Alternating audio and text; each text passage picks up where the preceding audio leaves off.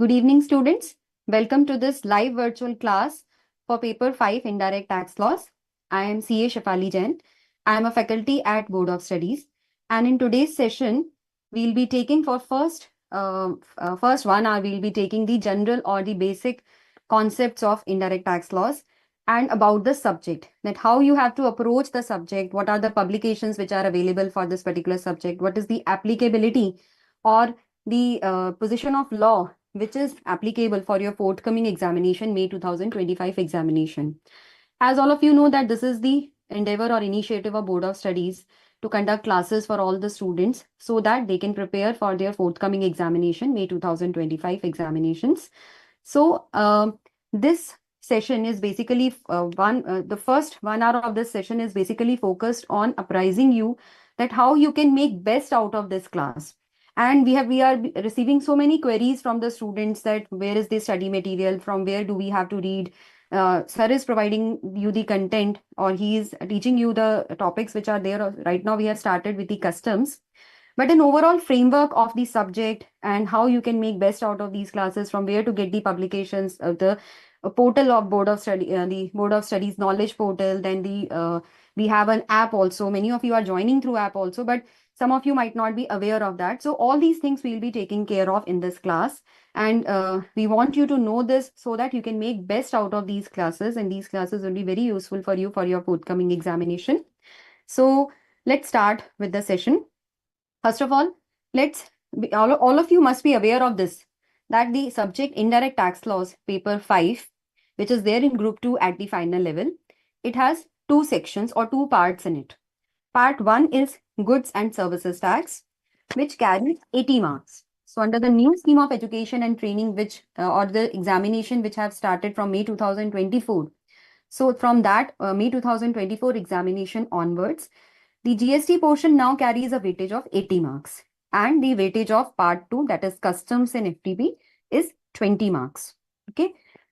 Though you must be aware of this, but this you have to keep into mind while preparing for the subject, because we have to take into consideration the weightage of each section, the portion. In fact, within that subject also, we have certain section-wise weightages which we share with the students during the course of the session. I will take you through that so that you are, before starting with the GST portion, you are in the mid of the customs portion, you are doing the valuation chapter right now, and doing customs portion as well as while doing the GST portion, you will keep these things in mind, that this is the weightage of this particular section, how we have to proceed while preparing this this portion, what are the things we need to keep in mind while preparing for this particular subject. So first of all, this is the division of syllabus between the two parts.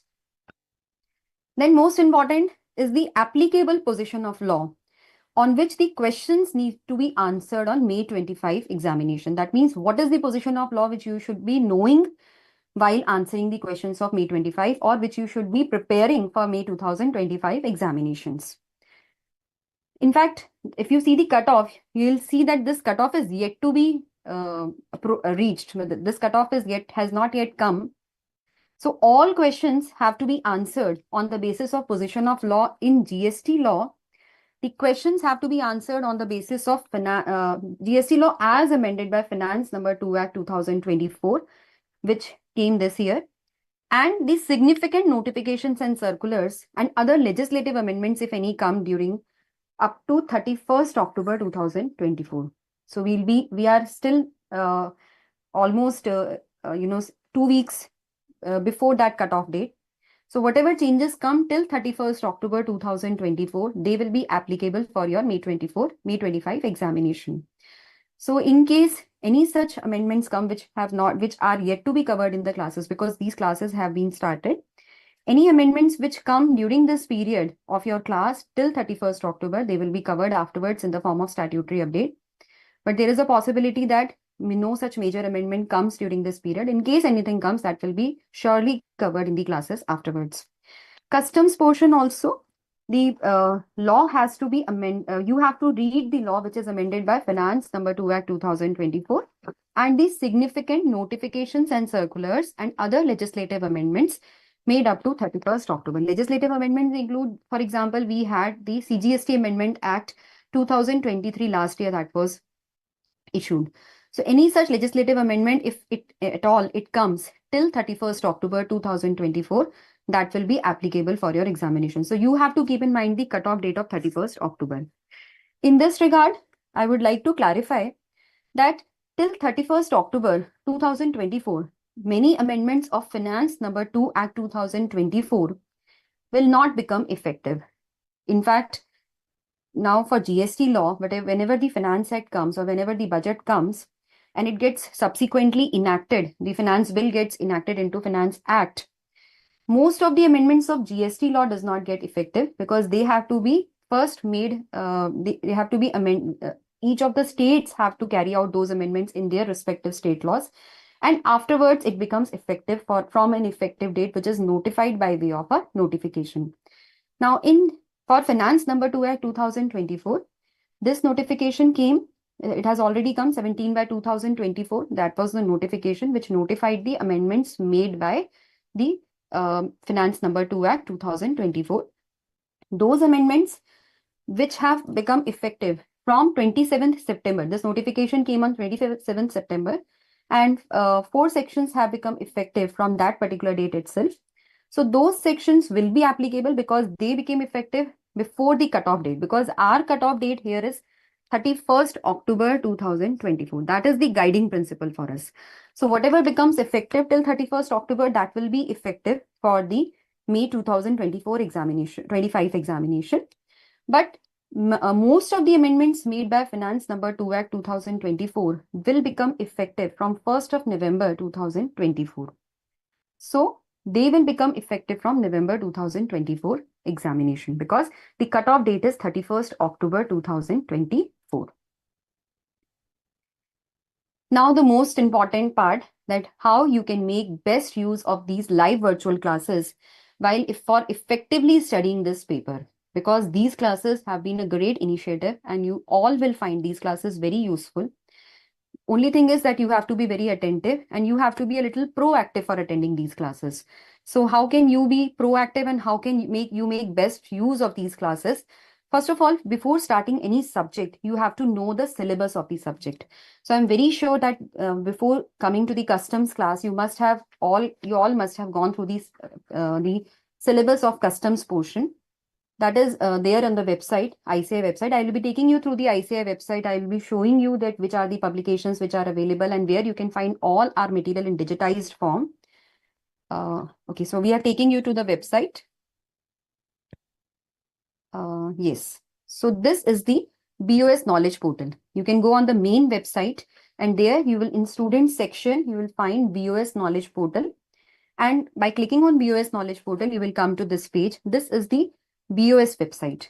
So here you will find all the information which is related to the Board of Studies, relating to all the publications which are available to you, your mock test papers, schedule of these classes, any announcement, anything which is relating to you, it is available there. So you all should have this habit of regularly visiting this website. Then we have a mobile app also. You should download that app. Some of you have joined through app also, so they are knowing about the app. But many of you will not be knowing that also. And in fact, I would all of you who are attending these classes or who are attending the recorded lectures, they should communicate about these classes to their friends. They should spread this information so that more and more students get benefited from these classes.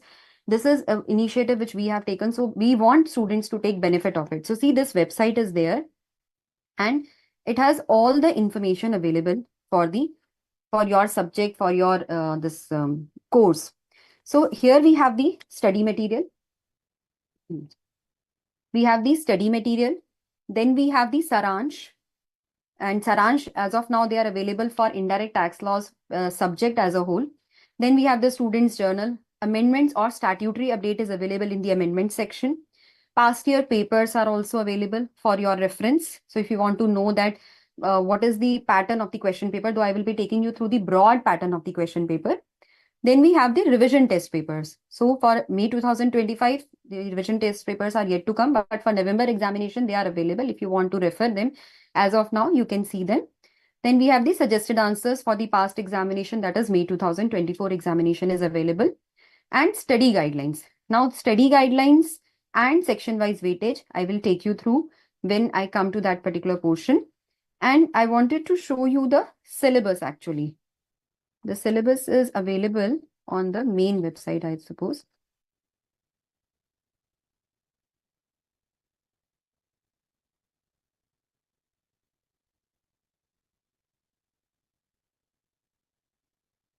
So this is on the main website. On BS Knowledge Portal also it is there. I will take you through that. So ours is the 5th paper. It has the syllabus of all the subjects which is available, which are there. So our indirect tax laws paper syllabus is this. Okay. So you know that in GST, we have the substantive provisions. Case study is based on the following. So this particular section here, all the questions will be asked on based on the application and analysis based questions will be asked, because this is a application based portion which will be asked. These are the substantive provisions. Then we have the procedural law under GST, the registration, tax invoice, refunds, etc., job work. Then we have the enforcement provisions, the assessment, audit, inspection, search and seizure, demand and recovery, offenses and penalties, appeals and revisions, advance ruling. All these enforcement provisions are there. And last but not the least is the ethics under GST. So this time, this is something which has been incorporated under the new scheme of education and training, which was introduced from May 2024 examination. You will find in all the subjects that there is a very special focus on the ethical aspects, because we want our students to be ethical in their practices. In fact, chartered accountancy profession is actually is known for the ethical practices or for the trust which people have shown in the profession. So that is why ethics have been incorporated in all the chapters, and how you can behave in the ethical manner while providing GST consultancy compliances. This has been specifically included in the offenses and penalties chapter. So you have to pay special attention to that also. Then we have the syllabus for the customs portion also. So when you start any subject, first thing is you should go through the syllabus, that what all I'm going to study in this chapter. In fact, GST or indirect tax laws is the most upcoming area these days. With the advent of GST, the avenues of practice or avenues of job prospects in this area have increased many folds. So you will find more and more professionals coming into the GST practice nowadays. So for past 5-6 years, there is a huge, shift in the trend that GST has been a very key area of practice for the professionals or our chartered accountant professionals. They are practicing in this area, and it has increased it has, attracted, or it has actually generated the interest of the professionals in this area. So you should know that what you are going to study in this. You are going to study the foreign trade policy also, and basics of customs law and overview of customs law is also given to you under this. Now let's come back to our PPT. So first of all, you should know your syllabus and expected level of knowledge, that what is expected. So you have to have a in-depth knowledge of the subject of both GST as well as customs laws. Then you should know the applicable Finance Act and relevant notifications and circulars that I have already told you. Finance number 2 Act 2024, whatever amendments have been made till Finance number 2 Act 2024, as well as the notifications and circulars issued till 31st October 2024. That is the cutoff date. So you have known, now I have apprised you with that. Now when you come for the class, so before that, we advise you that you read the chapter which is going to be covered in the class which is going to be covered in the LVC class. Okay, so like today, valuation chapter is going to be discussed. Today is the second class. So all of you have, the basic concepts. But before the first class itself, if you had gone through the chapter once from the study material, then it would have been easier for you, or you would have been able to grasp the provisions in a better manner. So some students might wonder that if we have to study on our own, then why to attend the classes? Or some students have this tendency that we'll straight away go to the class, we'll understand the provisions, and then we will go through the material on our own. But it is always advisable to have a reading, just at least give a reading to the entire chapter, so that you mentally get prepared for that chapter, what is there in the chapter which you are going to study, and it generates an interest also for that chapter.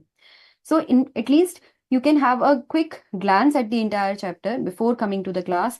That will help you in retaining the concepts in a better, or grasping the concepts in a better manner. So it is always suggested that you go through the chapter once before coming to the class. Now attend the session very carefully, raise your doubts, whatever doubts you have during the session, and try to make your own notes during the session. That will also help you in retaining the concepts discussed during the class, and anything which you are not able to understand during the class, ask then and there itself. In case something arises to you afterwards when you go through that particular portion, then you can ask your query in the next session also. But try to clear all your doubts which have arisen during the session. Then PPTs which are there, which are run during the session, that will also be provided for your reference. In fact, in customs portion, the updated chapter is also being uploaded in the session. After the session, you'll get the updated chapter because, as I told you, Finance number 2 Act 2024 is applicable for you. So the chapter which is updated for May 2025 examination, that is also being uploaded in the session for each particular class. So you are required to refer that. Okay. Then after the class, read the chapter once again thoroughly, and whatever notes you have prepared, add points to those notes, so that your notes become comprehensive, because during the class you will not be able to note down everything or make a comprehensive notes of your chapter. So you should add to your notes after the class. After going through the relevant chapter from the study material. And then last is that you can prepare the summary notes. Now we have also given some summary notes in the form of let us recapitulate at the end of each chapter of the customs portion. You will find in GST also, in module 1 and 2, you will find at the end of each chapter, let us recapitulate section is there, which has the summary in the form of diagrams, flowcharts, and it helps you in revising the concepts before the examination. But we always suggest the students that you can make your own notes also, because sometimes some students are more comfortable when they prepare their own notes. When you prepare your own notes, you tend to retain that concept in a better manner. So that can also be done. We never, stress on using a particular material. So if you feel that no, you have to prepare summary notes on your own, you can do that. And you can use the Saransh also, which is there for the indirect tax laws paper. Then after completing the entire chapter, when all your concepts are thorough, you know that you have done the chapter, you have known and understood all the provisions of the chapter, then you work out the questions which are given in the test your knowledge section. Now, a very important thing while doing the questions of the test your knowledge section is that you should first of all attempt all the questions on your own. We all are tempted to see the answers first. It is a general, students' tendency, I would say, not human tendency. Students generally tend to first see the answer. So if something is striking us in the first note, then it is fine. If we have any doubt in any question, we have a tendency to see the answer first and then going to the question. So that should not be your approach. First of all, see the question and try to solve that question on your own. Whatever, maybe you do it wrong, but don't see the answer. Attempt or solve the question on your own and then compare the answer with the answer given at the end of the chapter.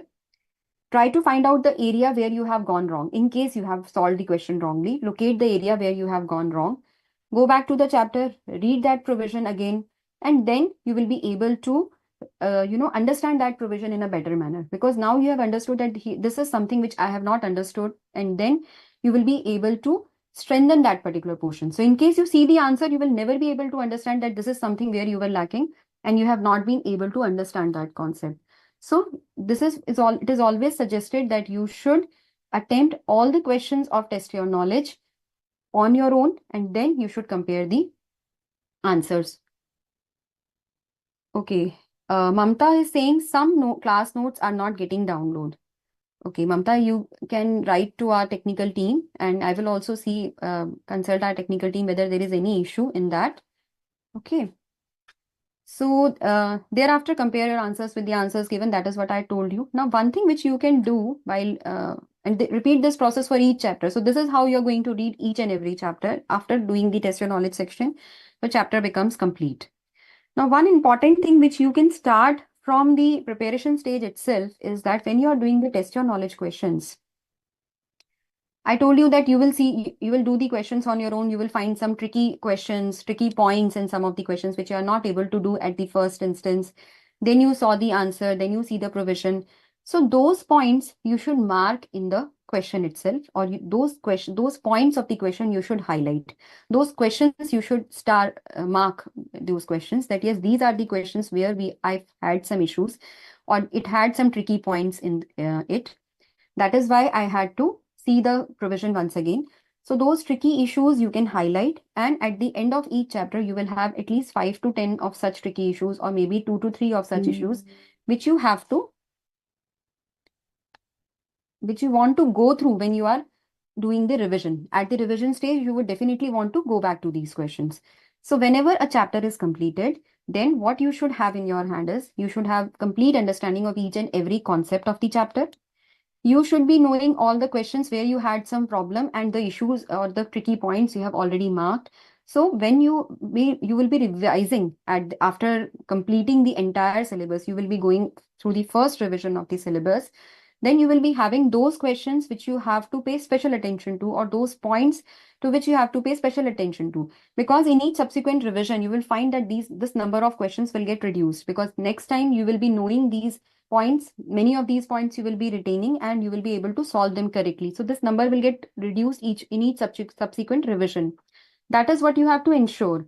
So this list of questions which has some tricky points in it will help you in the examination also, because day before examination, when you will be revising the entire syllabus, you will be revising these questions also.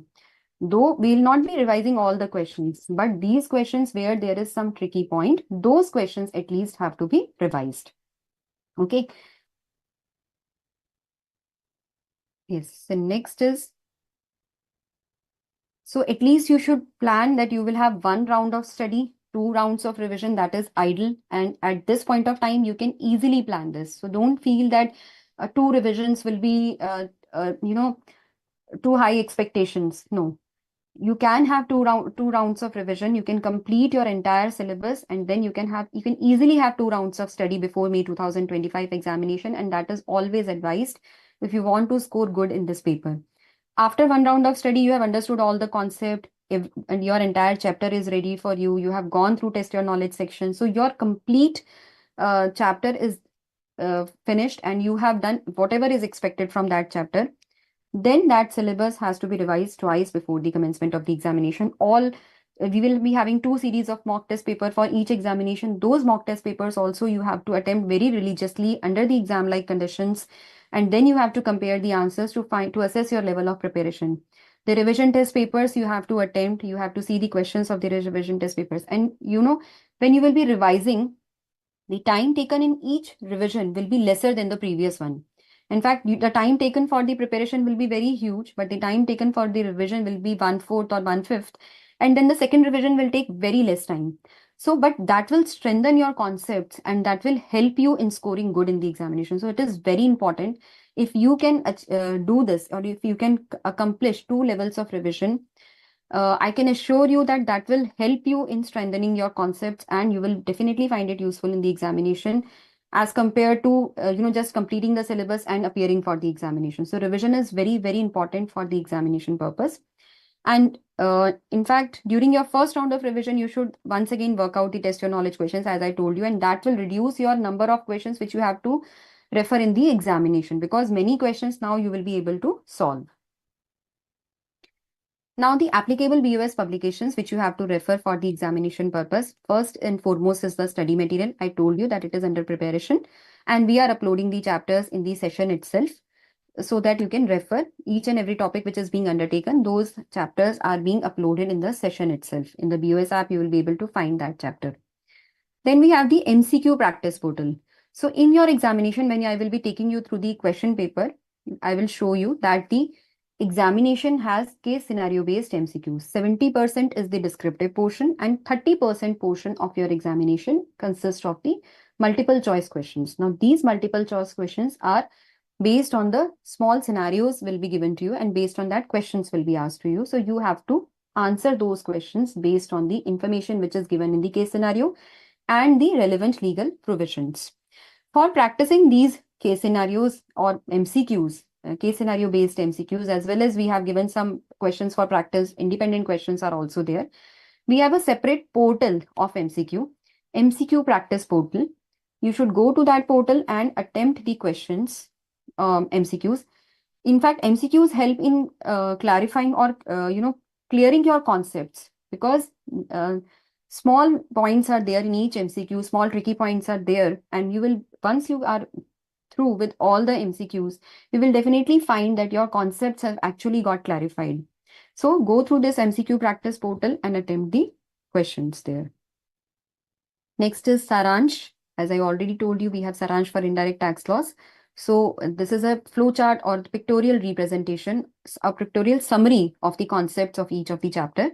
So that is also hosted on BOS Knowledge Portal, as well as you can purchase the hard copy also. Next is the revision test paper. Now, revision test paper is the set of questions which are given at before each examination. We give you for your self-assessment, and for every examination, please ensure that you solve all the questions of revision test papers. They are not in the examination pattern, but they are very important for assessing your preparation for that particular examination. And last is the mock test papers. So mock test papers you have to go or you have to attempt only when you have attempted or you have completed your entire syllabus. Okay. Before that, you should not try to see the questions of mock test paper. Try to do the mock test paper only when you are thorough with you have completed your entire syllabus. Now, the special features of the study material. Actually, if you see the study material, let me take you through the study material. I hope the screen is visible to the students. The website which I am showing you. If it is not visible, then you can write in the chat box that it's not visible. Okay.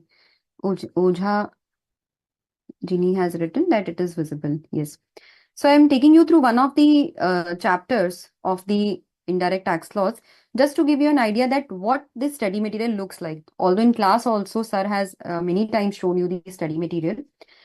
The study material, first of all, it has the learning outcomes, which shows that what you would be learning after reading this chapter. So what is expected from you after completing this chapter, that you should understand the concept of taxable event, you should analyze the taxable event provisions, then the transactions which will amount to a supply without consideration, how will you classify the supply. This is all about the supply chapter, whatever outcomes we are expecting from you. Then we have the overview of the entire chapter is given in this learning outcomes in a way, because you get to know that yes, this will be discussed in this chapter and this is what is expected from you. Then we have each of the provisions. Now, first of all, you will see that we have used visual imageries in the chapter. So that helps you in generating your interest in the chapter. Plus, it helps in the retention also. Whenever you think of a particular provision, you will relate it with the visual imagery which is there. Okay. And this imagery is incorporated in the chapter with this intention only. We have tried to break the monotony of the chapter to the extent it is possible, because tax laws sometimes become very dry for the students and they find, their interest get loose. So we don't want it to happen, and that is why we have tried to make it as, attractive for the students as possible. And that is why visual imageries are there. Then we have tried to use the flowcharts, diagrams. Then this bulb is there. At many places, you will find this type of boxes which are having bulbs. So it incorporates some significant information which we want to throw for the knowledge of the students. That yes, have you ever thought about this, or these are the key points. This way it has been incorporated. And then we have this is the important feature of the study material of the indirect tax laws. You will find this in our study material only, and that is the statutory provisions. In fact, in intermediate also, we have done the same way, that we want our students to inculcate a habit of reading the statutory provisions. So all the statutory provisions are first of all given in the chapter, and thereafter the analysis of that particular provision is given. So student would have a habit that first of all, they will go through the statutory provision and then they will read the analysis. That will help them in understanding the concept in a better manner, because you know what does the Bare Act, Bare Rule provides you, and then how it has been analyzed. And then we have the diagrams, flow charts, pictorial representations. To the extent we could have done that, we have incorporated in the chapter so that you know the concept, or it can explain you the concept in a proper manner. So I'm just going through this chapter. I'm just, scrolling the chapter so that you can know enough number of examples, illustrations are given to you to explain each provision. So whenever a concept comes, you will find the analysis with the help of examples. Everything has been explained. Lot many diagrams, flowcharts, pictorial representations are there. So it is not that only content has been discussed and then you have to attempt the questions. No. first of all, that content or that provision has been properly explained to you with the help of visual. This is actually study material which is updated with the previous Finance Act, that is Finance number 23, Finance Act 23. Very soon we'll be coming up with the updated chapters. So this is how your chapter looks like. Okay. So I hope all of you can see this chapter, and we would advise you that you should go through the study material along with the classes. Now let us go back to the PPT. So all examples, illustrations, test your knowledge questions. So these are the special features of our study material, which we have discussed with you. Now, where will you get these publications in the digitized form? That I have already told you. This BOS Live ICAI.org is the BOS Knowledge Portal address, and I have already taken you to that particular website. We have BOS mobile app also, so you can download that from the link given at the BOS Knowledge Portal.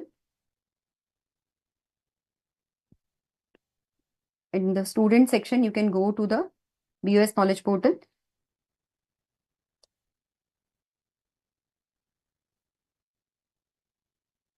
And here you have the complete information regarding the Board of Studies. Then we have a toll-free number also. All the announcements are also available on this BOS Knowledge Portal itself. So this is something which you need to refer, or this is a website which you need to regularly visit. This is also a website tour which we have already done that. Now we come to the section-wise and skill-wise weightage. Now this is a very important portion which you should pay attention to. Section-wise and skill-wise weightage. What does it actually tell? So this is something which all of you should be aware of, that your entire syllabus has been divided into various sections, and each section has been allotted a particular weightage. According to that weightage, the question will be asked in the examination. So for all the papers, you should go through the section-wise weightage. This is available on the BOS Knowledge Portal. I will be going through the section-wise weightage of the indirect tax laws paper. You can see the section-wise weightage for all other papers. So before starting your preparation, you should also know that which section carries the maximum weightage. For the examination point of view, everything is very important. So we cannot say that this tells you that what is important or what has to be left for the examination. No, it does not tell you that. It only apprises you with the or it only tells you about the sections where you have to pay more attention, or where you have to be more thorough about, because from a particular section, approximately more than 50% of your paper can be there. So you will pay more attention to that particular section. You will practice more questions. You will see each and every example, illustration, then whatever number of questions you can practice, and you will be able to get more questions because each paper will be having more questions from this section. So this is the section where you have to pay more attention. Now, if you see the section-wise weightage for the GST portion, which carries 80 marks, maximum weightage is of section 1. Section 1 is case studies based on levy, supply, then the charge of GST, exemptions, place of supply, time of supply, value of supply, and then input tax credit. So this comprises of all the substantive provisions of GST. You can easily say that these are the core provisions of GST on which the GST law is based. If we see the chapters of the GST law or of our study material, the chapters are from chapter 1 to chapter 7. In fact, chapter 8 till GST, whatever till ITC, input tax credit. So whatever chapters are there, they will be covered in this particular section, and you have to be very thorough in doing these chapters. So when we start with the GST portion, after customs, we'll be starting with GST classes, and you have to do this particular portion very thoroughly. Be very attentive. Try to solve as many number of questions which you get from the past question papers, mock test papers, and the test your knowledge section also has a lot many questions for these sections. So try to be very thorough in this section. Second is the section 2, that is procedures under GST. Now, procedure under GST is contains all the procedural part. So registration, tax invoice, accounts and records, then e-way bill is there, and returns. Then we have the refunds provisions and liability to pay in certain cases. So this section comprises of the weightages 10 to 30%. So section 1 had the weightage of 45 to 60%. That means almost half of the paper will be of GST portion is supposed to be from section 1. Section 2 has 10 to 30% of the weightage. And then section 3. Section 3 has least weightage. In fact, it has 0 to 5% weightage. So there is a possibility sometimes question might not be there from this particular section. And this section comprises of topics like administration of GST, assessment and audit, inspection, search and seizure, and then other provisions. Other provisions comprise of the miscellaneous provisions. Then we have section 4. Section 4 has second highest weightage, if you see, 15% to 30%. So maximum weightage is 30%, but at least 15% of the paper will be from this section as regards GST portion is concerned. So it comprises of demand and recovery, offenses and penalties, and in fact, offenses and penalties along with ethical aspects. Then we have the advance ruling and appeals and revision. So these 4 topics will be there are there in section 4, and it has the second highest weightage. So this is how you have to pay attention to each of the section, or you should know the section wise weightage so that you pay the justified attention to each of the sections. Then we come to part 2, customs, which you are at present studying. In customs, the maximum weightage again is of the substantive provision. So you can see that the substantive provision is something which comprises of almost of half of the paper. In GST, we saw the weightage was 45 to 65%. In customs also, if you see, the substantive provisions are there in section 2, 3, and 4. That is levy of customs duties, then charge of customs duty, types of customs duties, classification, and valuation. So whatever portion you have covered till now, it has almost 40 to 65% of weightage in your entire customs portion in the examination. Thereafter comes the procedural portion. That is import and export procedures, warehousing, refund, and the basic concepts relating to export promotion schemes under FTP. So under FTP, the basic concepts, they come under section 2, which has 20 to 45%, that is second highest weightage in the customs portion. Basic concepts come in that. And the basic concepts of export promotion schemes. So that means basic concepts of FTP I'm not talking about. I'm talking about the export promotion schemes. When I say basic concepts, in the final paper or in this paper, we have only covered the basic, very limited coverage of foreign trade policy is there because it is one of the portions of the entire syllabus. So the entire foreign trade policy, to whatever extent it has been covered in the study material, it is relevant for your examination. Export promotion schemes also, we have generally taken the basic concepts of those export promotion schemes. So the export promotion schemes, warehousing, refund, and the procedure, import and export procedures, they come in section 2. And this section 2 has the second highest weightage. Then we have section 3. Section 3 has the other provisions, remaining provisions of foreign trade policy, and the basic concepts of import and export, and the constitutional provisions and introduction. So first chapter introduction, unit 1, it comes in the section 3. So that will be discussed here. Unit 2 will be there in section 1. So this is how you have to focus on your preparation, or you have to divide your time while preparing for these topics.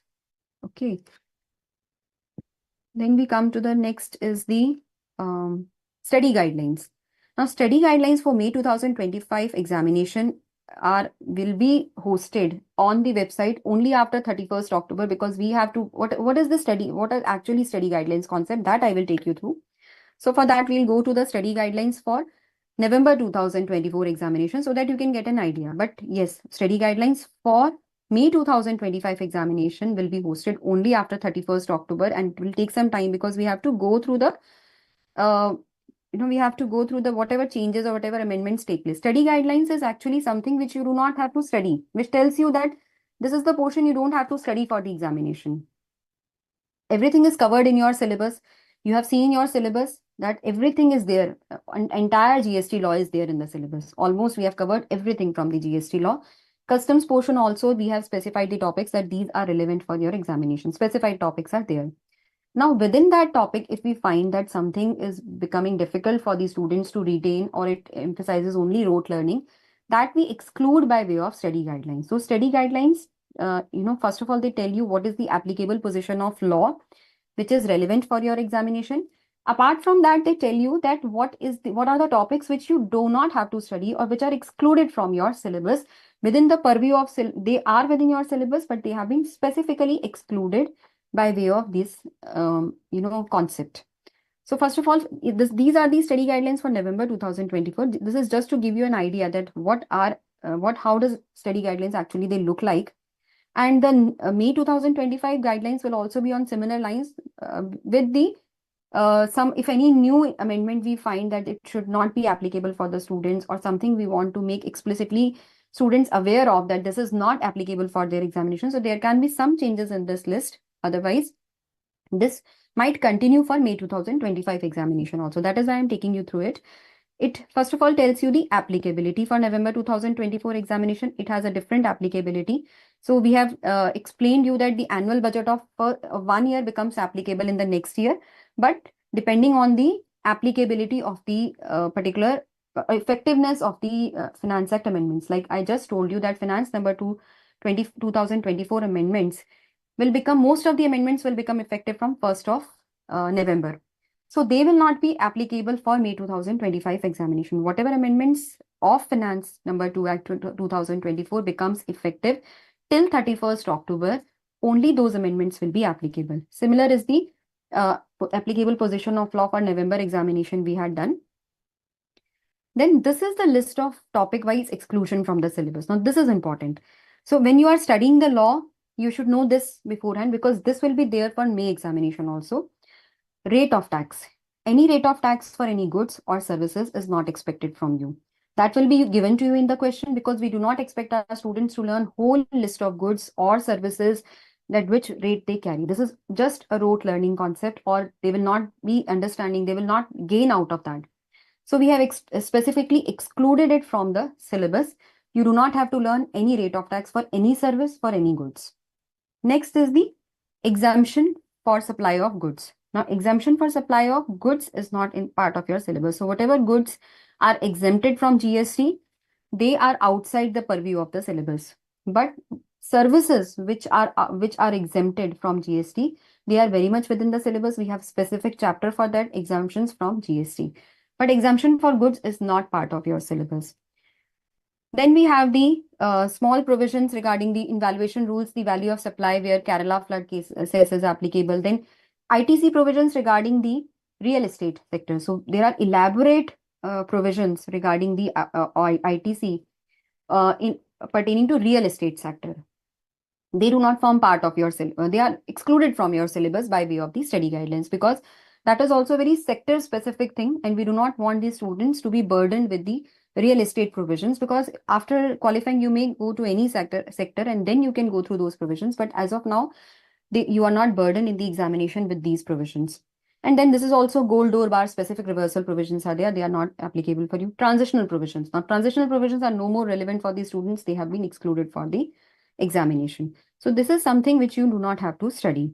In fact, the amendments which will be taking place in each of the examination, the statutory provision, the statutory update for that particular examination, that contains the amendments which you have to study for the examination. So in every 6 months, you will find in GST law, lot many amendments come. With every GST council meeting, we have plethora of circulars, notifications being issued, and that we have to see that whether they are applicable for the examination. So we have so many amendments in 6 months which are coming for the which become applicable for the examination, and that is where the that is how our subject is different from other subjects, that we have so many amendments coming in every 6 months. So now how as a student will I know that which amendments or which circulars notifications are applicable for me, because there are so many amendments in this 6 months period. So we will be giving you in the statutory update. If for every examination, there will be a statutory update which will be hosted. So after printing of the study material, and before, so suppose study material is updated till 31st of August or 30th of November, and after that some amendments have come before the cutoff date, then those amendments will be covered in the statutory update for that particular examination. Like for November 2024 examination, we have statutory update hosted on the website. You can see that. And it contains the amendments till from the date of the study material. That means the date up to which the amendments are covered in the study material. After that date, the amendments are there in the statutory update for a particular examination. So what you have to do is, you have to read the study material along with the statutory update applicable for that particular examination. Now, out of all the notifications and circulars which have been issued during a particular period, we first of all, analyze each and every amendment, each and every circular in terms of relevance for the students' point of view. And then only the relevant notifications and circulars are incorporated in the statutory update. So you should just go through the statutory update or the circulars and notifications which are given in statutory update. Apart from that, the other amendments are not applicable for you. So this is very important. This is for November examination because all this procedure has to be done for May 2025 examination. That can be done only once the cutoff date is passed, and that is 31st October 2024, which is yet to come.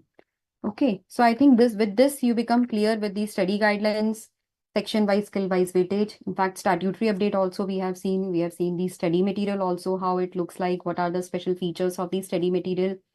I hope you will make best use of all these resources which Board of Studies has provided to you.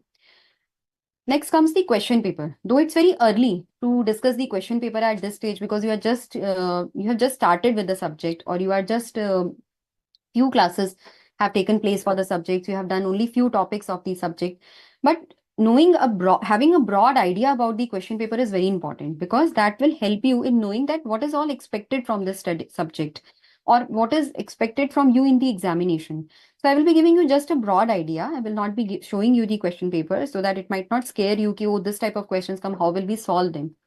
After doing all the classes, after knowing the concept, you will definitely be able to solve all the questions. But as of now, you should have a broad structure of the question paper. So as I told you, the question paper has two sections. First is case scenario based. MCQs are asked for 30 marks, that is division 1. And division 2 is descriptive questions, which is of 70 marks. Now, case scenario based MCQs are divided into two parts because we have GST portion as well as we have customs portion. So this is important to note. If any of you want to note down, you can note it down that in case scenarios, GST MCQs are for 26 marks and each MCQ will be for 2 marks. Okay. So overall, there will be 13 MCQs. There will be scenarios. You will be having 2 to 3 scenarios pertaining to GST and 1 or 2 independent questions. Now, when I say independent questions, that means small scenario based questions can be there. A small scenario will be there given to you, and based on that, one question will be asked to you. There will be different other scenarios where a scenario is given to you, 3 to 4 questions, 5 questions are asked to you, and you have to answer it based on the information given in the case scenario. In customs, we have only 4 marks portion which will be asked in the MCQs. So there will be 2 scenarios, small scenarios will be asked, and based on that, you have to answer the questions. Then we have the descriptive portion. Now, when I say MCQs, in MCQs, you do not have to give any reasoning. There will be no choice in the MCQs. There will be 4 options, out of which 1 option will be correct, and you have to mark that. You do not have to give any reasoning. No negative marking is there for the MCQs. 30 marks MCQs will be there in the examination. In descriptive portion, 70 marks portion, question 1 is compulsory question, and it is an evaluation and synthesis question. Now, this is very important. This is actually the skill which will be tested in this paper. In fact, at final level, you will be tested on 6 type of skills will be tested, which are based on the Bloom's taxonomy concept. Bloom's taxonomy actually illustrates that which type of skills will be tested, which type of skills students will be tested in the examination. So we test our students on comprehension, whether they have understood the concept, knowledge, whether they have the knowledge of the particular provision, application and analysis, whether after understanding the concept, they can apply it into simple situations, they can analyze the concept and then they can apply it into situations or scenarios. And last comes the evaluation and synthesis. That means after integrating all the information, all the provisions, can we apply it to a situation, and we can evaluate the situation or the problem which is given and arrive at a conclusion. So first question which comes in the examination is a compulsory 14 marks question, which is based on the evaluation and synthesis skill. It has the integration of all the substantive provisions. Substantive provisions means, as we discussed, the charge of supply, concept of supply, charge of GST, exemptions. Then we have place, time, and value of supply, and input tax credit. So a integration of all these provisions will be there, and you will be expected to compute the net GST for that particular taxpayer, which would be given, information for which will be given to you. And you have to answer it based on that information. So it will be a huge, it will be a big, complete 14 marks question. And that is a compulsory question. Remaining 4 optional questions are given to you. So out of 5 questions, there are overall 6 questions which are there in the paper. First question is compulsory question carrying 14 marks. And out of the remaining 4, in fact, out of remaining 5 questions, you have to do any 4, in which 10 marks portion will be for GST and 4 marks question will be for the customs. Okay. So this is the how your paper is structured, or this is the broad structure of your question paper. Then let us move to the next slide, and that is how to master any topic. Now, this is a general Feynman technique which is being followed for years now. So as you go through the classes, you understand, you go through a topic and you find any difficult topic which you are not able to understand in the first go. So how you have to go through that topic, or you have to understand that topic in a better manner. The way is that first of all, study that topic from the study material. In fact, I have not included it here, but you should study that topic in the class also. So you have gone through the study material, you have understood that topic in the class also. Then you try to write that particular topic or explanation of that particular topic in your own words.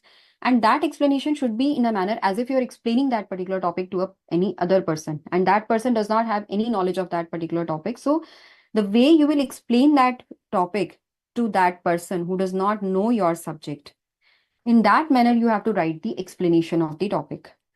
Now, when you write it in that manner, you will yourself realize that you are actually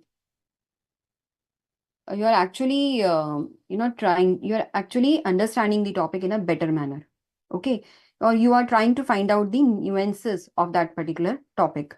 Because when you can try this topic in group discussions also, or group studies also, that when you are discussing any particular topic, or any of your friend asks you any topic which you yourself might not be very familiar with. But if you try to explain that particular topic to your friend, then you will try to find 10 things about that particular topic, and that will increase or enhance your understanding of that particular topic. Okay. Now, when you write that explanation, then you have to identify the areas where you find that your understanding is not up to the mark. So then once again, you should go through that particular topic, and from the study material, from your relevant material which you are referring, maybe you can refer the explanation which is given in the study material analysis portion. You can refer the class also once again. And then you try to write some examples, illustrations based on, or you can make some diagrams, flowcharts for that particular topic. Whatever area you are lacking, then try to cover that also. At the end of this particular process, you will find that you have actually mastered that topic, or you have actually understood that topic. Only thing that you have to deal with that topic with patience, spend some time on that topic. So this is the strategy which you can follow for mastering any of the topics. Next is the effective memory techniques for a particular topic.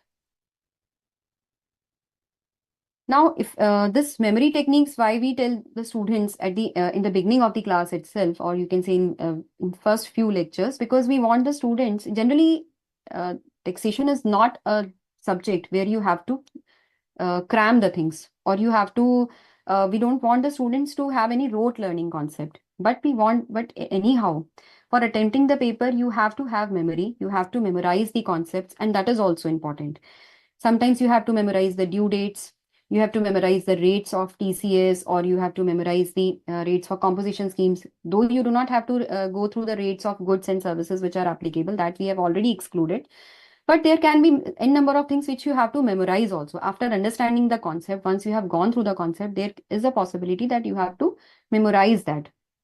So for that, some powerful memory techniques are mnemonics. Now, what mnemonics comprises of? Mnemonics is generally, adopted by the students for retaining the concepts. So it includes the acronyms or acrostics.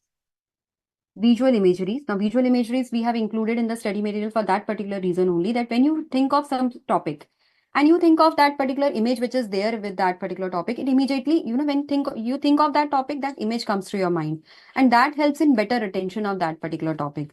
So that imagery also sometimes helps in enhancing your retention of that particular topic. Next is trying to understand the logic or intent of the provision. Now, in GST law or in any law, tax law, maybe direct tax law, indirect tax law, or law papers also, knowing the intent of a particular provision also helps you in understanding the provision. Now, if you see our statutory update, many a times when we cover the amendment, a particular amendment, we try to cover why the need for amending that particular provision arise. That helps you in understanding the logic behind that particular provision, and it enhances your retention also. You will be able to retain that concept. You will be able to memorize that concept in a better manner, because you know that, okay, this provision came because that was the reason, that was the problem which was being faced. Or while in our analysis provision also, analysis of the provisions, we have, jot down at certain points that why this provision is there, why this provision is required. So that helps you in retaining that particular concept or provision. And last is the repetition or flashcards. Now, something you are not able to retain at all. You are not able to make any acronyms, or nothing is working. Then the last but not the least is the repetition, that you have to, you can put that, suppose a table is there, you have to learn, there is a table of rates, due dates, or something which you are not able to find any logic, you are not able to correlate with that particular thing, and you want to retain it. So you can put it on a piece of paper, and that paper you can put it on your study table, in your room, on your wall you can put, so that every day when you get up, first thing you should see that only. Or what you can do is, whenever you start any particular topic, before that you can go through that. Or when you complete any topic, you can make it a habit that twice a day I have to see this particular provision, so that it can be memorized. It is there in my memory. So then repetition works. Or flashcards, sticky notes, you can put some small things you can put as sticky notes on your system or on your study table. So that if you keep on repeating that, that will help you in retaining that particular concept. Now, for example, acronyms, the concept of acronym. Now, this is some example which I have made. For acronym, the golden rule is you make the acronym as per your interest. If you are a cricket person, then you should make some acronym with some cricketer or some cricket terminologies. You can use the acronym is what? You take the first alphabet of a particular definition or a particular concept. So first alphabets of everything you have to take, like definition of supply. Now, definition of supply has certain key words or certain key points which you should be remembering. Like supply includes all forms of supply of goods or services. Then we have illustrative form of supply, 8 illustrative forms of supply. Now, you should be knowing these illustrative forms of supply. So for that, you can take first letter of all of them.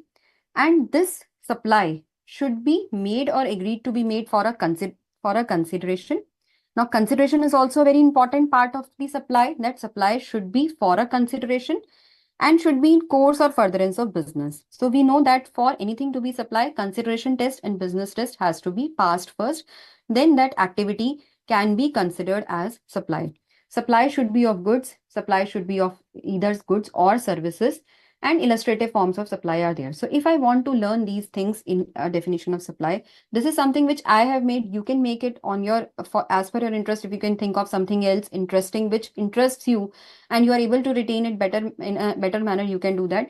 I have said DSLR belt. This is for this illustrative list of GS for CNB. So DSLR, these forms of illustrative forms of supply of goods or services for consideration and business. That is what supply is all about. So this is how acronym works.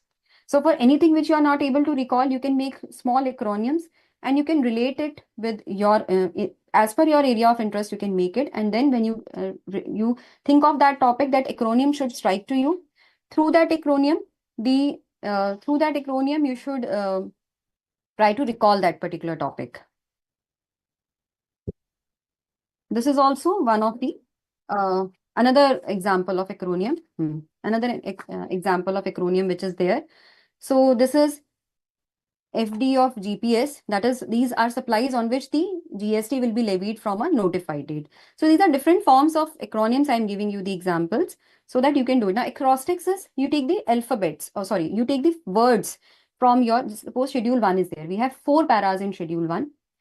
Now, you might be thinking that we have not gone through these concepts, so these concepts might be somehow not many of you might not be conversant with these topics. You will be doing them when you will be studying the GST portion. This is just an example. These slides will be shared with you. You can keep it with you and you can refer them when you are doing the relevant topic. Only thing I want to apprise you is, or I want to tell you is that how you can make an acrostics. This you can use in customs portion also. So what you can do is that you take these words from each of the paras and you make a sentence out of it. Like here I have made a, you can see I have, if even if you don't know the provision, you can see these are 4 paras out of which I have taken certain relevant words or keywords. And then I have made a sentence, permanent transfer between related or distinct persons by principal agent for import of services. Now this helps me, these keywords help me in retaining the points or these paras. So when I think of them, I can recall those paras. It depends on you how you make acronyms, how you make acrostics. But this is all from my side, which I wish to cover today for this particular session. Now, Vishal sir is there with us and he will take you through the customs portion and he will continue from where he left in the last class. Welcome Vishal sir to this session.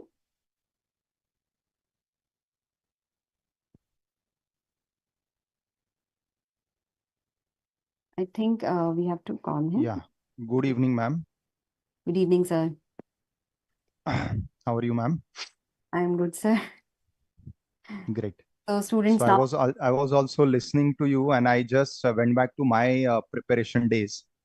So we were not following so much because nobody was there to guide us. But yes, something on similar lines. I used to connect many of these things with different songs. What you say, the rhythm of the songs. I used to fit these with the rhythm of the songs. And many times it is easy to recall the songs. Yeah, So I so used to everybody has connect their with own songs. interest. So if you are interested in songs, then that becomes, in fact, it becomes all the more interesting. That topic becomes all the more interesting. Yes, yes. And importantly, we are also using our creative side. So when we use our creative side, so what happens? Otherwise, the subjects may be seeming to be very technical, very dry. But once we start trying to be creative, we start finding interest because now we have to link something which we like with the subject. So otherwise, the subject may be very dry. But when you try to link it with something you like, then suddenly the subject start having a different glow in itself. Yeah, that is very true. In fact, tax Yes, laws are particularly very dry, so students have to somehow generate interest in whichever manner they can. So this is one of right. the, in fact, one of the Exactly. students has said that he is saying that he needed this session to raise the morale and boost interest in the subject, but he is more comfortable with physical copy of module. K. Prashant is saying. So physical copy of module, Prashant, you will be getting only after the entire module is completed, but till the time you have to bear with the, soft copy which is being made available to you. We are doing this so that you can start your preparation beforehand because, this is election year. So budget came very late this year. And after the act got passed in both the houses of the parliament, then we had the amendments become effective. We are working on the study material, so that will be made available to you. But in the meantime, we are making you available the soft copy of these chapters which you are going through. So the hard copy will also be made available to you once everything is over and it is sent for the printing. You will be getting the hard copy. You can take the printout of the soft copies which are we are making you available for the timing. You can take out the printout, so that will help you. We didn't want the studies to be stalled for such a long period. That is why we are making the soft copies available, so hope that will serve your purpose. So with this I take the leave and I hand over the session to Vishal sir. He will be taking you through the session. I think he's not well today, so somehow for this session he has especially managed somehow to attend to take your No, no, session. ma'am. It is my responsibility and duty. And Yeah. if students are so keen and they are regular, then I think it is our even more added responsibility that we are there. It motivates us So to take the session. yes, yes, it pushes us to cross our own limits. Yeah. So yes, students, I'm sure this would be a very good power booster to all of y'all. So let me take you ahead. Now we had started with the topic of valuation. Now, actually in valuation, the next part that we are supposed to do is the practical sums. But I always find that in the practicals, there is certain things which has to do with the procedures. So generally, before I take the practical, I always take the procedural part. So let us first go to the procedure so that when we start the practical after this, it will add more value to you because there are certain provisions which will be required by you when you are solving the sums. It may be either related to the point of taxation or it may be either related to the conversion rates, etc. So we have one more session left of valuation, which is for practicals. But before that, we do the procedural part just so that the practicals make more connect to you. So let me start with the session today. So we are going to the next module. You can say module means the next chapter from your module. That is the procedure relating to imports and exports. Now, these procedures are very important. And if you recall my very first initial lecture, I had given you a broad overview of this procedure so that you could understand the basics of customs. So I'll just repeat that for those who by chance may have skipped or would like a revision. So basically, whenever any vessel, that is an aircraft or a vehicle or a ship, any of these conveyances is coming to India loaded with goods and passengers, which it has taken from country outside India. So broadly, that will fit in the charging section of import. That is anything or goods coming to India from a place outside. And at this point of time, it is very important that these goods are assessed to correct customs duty. Now, we already studied what are the different types of customs duty. We already studied the taxable event, which is import theoretically, but practically it is the clearance of goods. And alongside that, we studied valuation. That is, how do you calculate this particular duty? You calculate it on the value whenever the rate is given in percentage, which is the ad valorem rate of duty. And that is how we land to this particular chapter where we understand that whatever we studied in all these chapters is now put in a very beautiful sequence, that a ship which is coming to India, I'm purposely taking example of a ship because generally majority of import export happens through sea. So whenever a ship or that is a vessel comes to India, it has to take permission.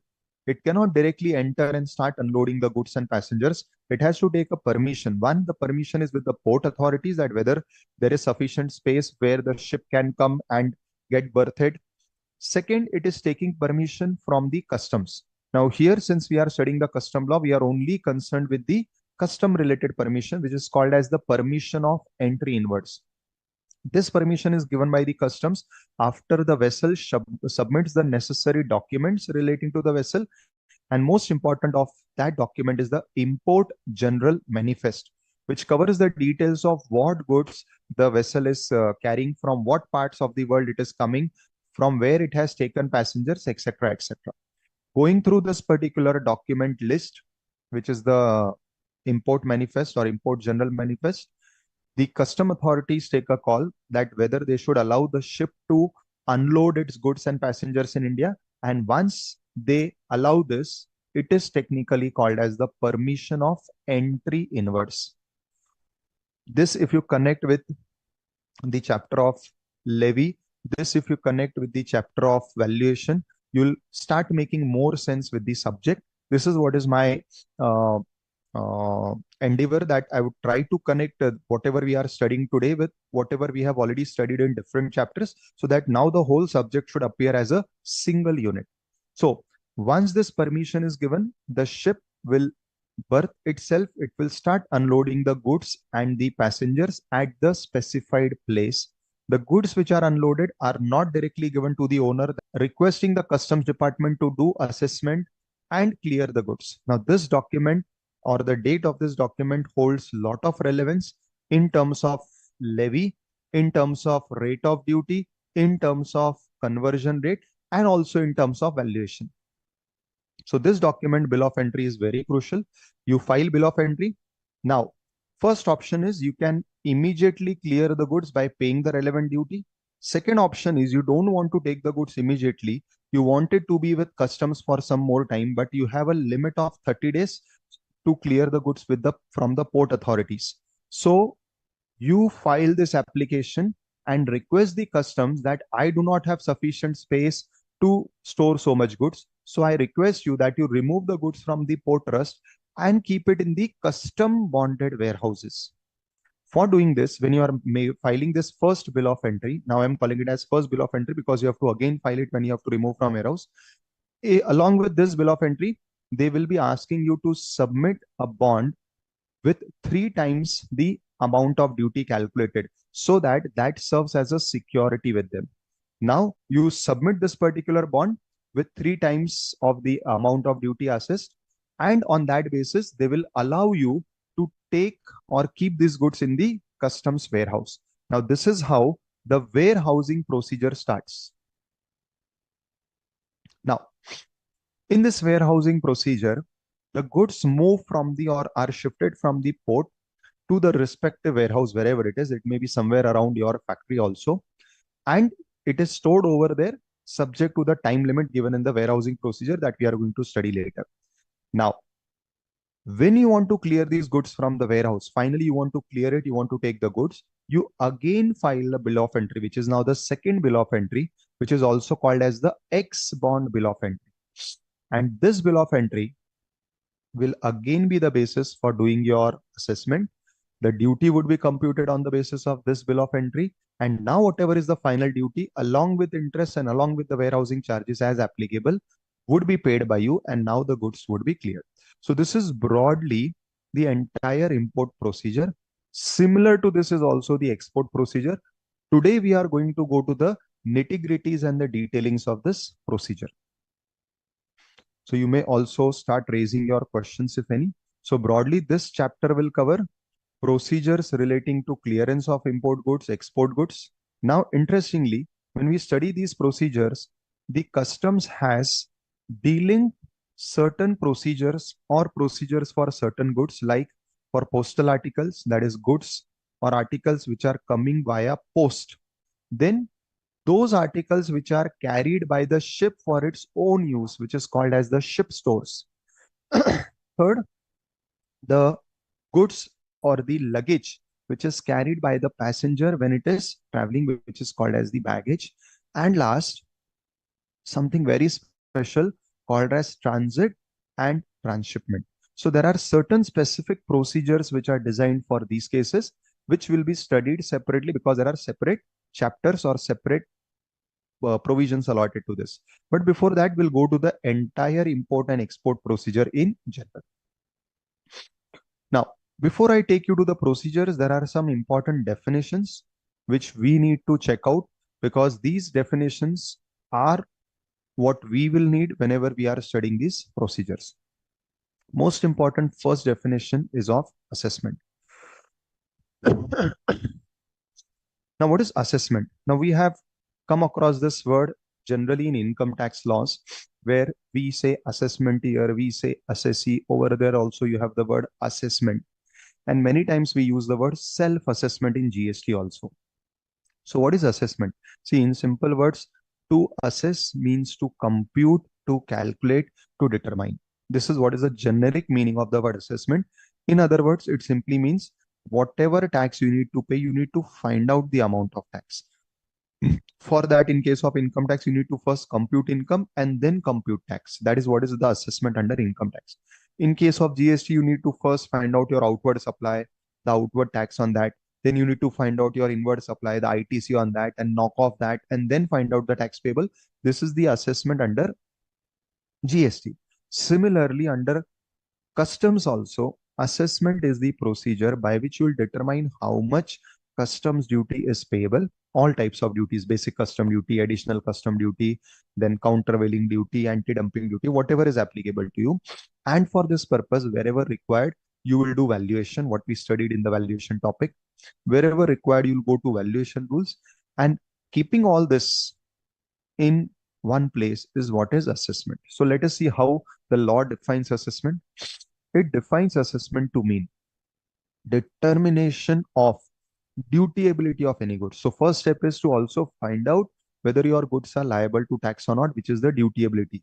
So first you determine the dutiability, that is whether it is leviable to tax, and then you determine the amount of tax, cess, or any other sum payable under this act or under the Customs Tariff Act or under any other law for the time in force. So it is broadly here first finding out or assessing whether your goods are dutiable, that is leviable to duty, and second, if the answer is yes to first, then the amount of different duty is applicable. Now, this is done by referring to different things like one, tariff classifications given in the Customs Tariff Act, which we studied in the classification chapter. Second is finding out the value, which we studied in the valuation chapter. Then finding out whether there is any specific exemption allowed. Now, this will be assessed by going to the respective notifications issued. In some cases, it may also be by way of certain circular where something has been clarified, but generally it is only by way of notification. Then determining the quantity, weight, volume. Now, this is required whenever the duty is specific duty. If you remember the valuation chapter, we discussed the duty is calculated by two mechanisms. One is on value, which is ad valorem, or on the basis of physical measures like per kg, per liter, etc., which is called as the specific duty. Correct? So wherever there is specific duty, you need to assess the physical attributes. Then in some cases, either to determine whether any specific duty like countervailing duty or anti-dumping duty is applicable. For that, you determine the origin, or for determining whether there is any special preferential rates. See, all these are the points which you already covered in different chapters. So to determine whether your goods enjoy any preferential rate, or third, to determine whether there are any specific restrictions, prohibitions for goods belonging to a particular country. For determining any of this, you also assess or you also find out the origin of these goods. So assessment even includes assessing the place from which these goods have originated. Again, to determine what is the original or the correct place of origin, there are again specific rules, because it may happen that, like what China has been doing, in order to disguise that the goods are not from China, it is sending the goods in unassembled form. It gets assembled in some other smaller countries, and from there the goods are being sold. So it appears to the world that the goods are coming from those smaller countries. Again, those smaller countries enjoy various type of tax exemption, tax consumption, tax concessions, being the underdeveloped countries. And also China or other similar such countries escape all the restrictions which are levied on them for export from these countries. So this is how they disguise the origin of the goods. So that is why to determine the true and the correct origin, there are specific rules. And then any other specific factor which ultimately will affect the tax payable. So all these things are to be done in assessment.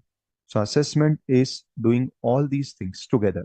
Now, importantly, assessment is also provisional assessment, self-assessment, reassessment, or assessment in which finally the duty assessed may be nil. So it may be any of these assessments. Now somebody will ask, sir, what is provisional?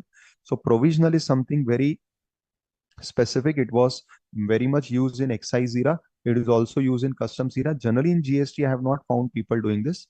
Now, what is provisional? Let us say some goods I have imported, and I as importer am not able to 100% tell what is the correct value or the rate. Even the officer to whom I go for assessment, by where I file my bill of entry and the officer is supposed to do the assessment, even the officer is unable to determine the correct classification or the correct valuation. In such a case, I want the goods, I want to take the goods for my business purposes, but still the correct assessment is pending. In such a case, the law provides that you may assess these goods temporarily on the basis of some temporary value or temporary rate, whatever the officer thinks appropriate. So this particular provision of provisional assessment, provision means temporary, empowers the officer to make a temporary assessment by taking a temporary value, rate, etc. And you pay the duty, you clear the goods, but at the same time, you are bound to supply more further details, whatever the officer will ask. Plus, you provide a security in case there is some differential tax getting payable after the final assessment. And after the final assessment is done, the correct tax is determined. If you had paid excess, you take back refund.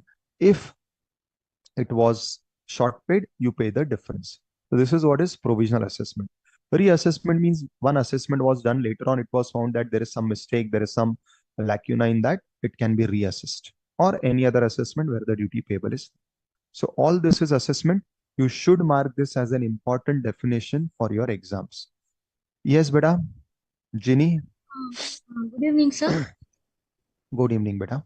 Sir, actually, you have said in the point E, origin of such goods, that there you have given the example of China.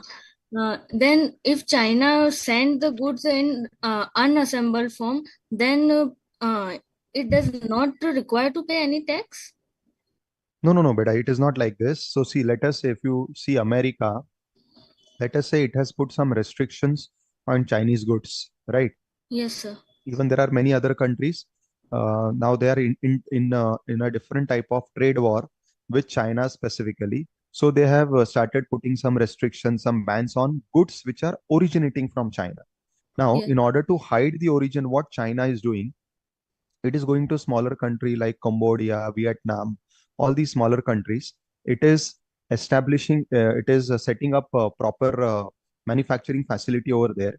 Anybody can be the dummy owner. So for the only purpose of showing owner, it takes a person from Vietnam or these smaller countries only and show him as a dummy owner. And China sends it unassembled goods. That is, everything is done, only assembly is left. Then this assembly happens in that particular Vietnam company in Vietnam. And after assembly, it is being sent from Vietnam to different countries.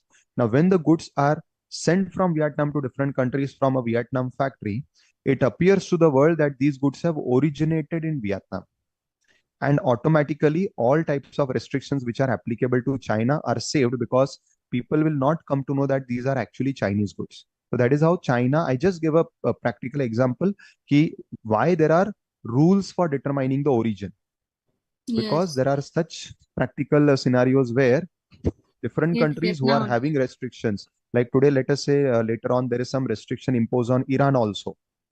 yes. Tomorrow there is some restriction imposed on Pakistan also. All these war prone countries like Russia already is having a lot of sanctions and restrictions. So all these countries are then trying to disguise their goods so that they can even do trade with the world, but also it is not appearing that the goods belong to these countries. Correct? Yes, sir. Thank you, sir. Adjudicating authority is simple. See, adjudication means what? Judge means to judge, that is to determine or to find out.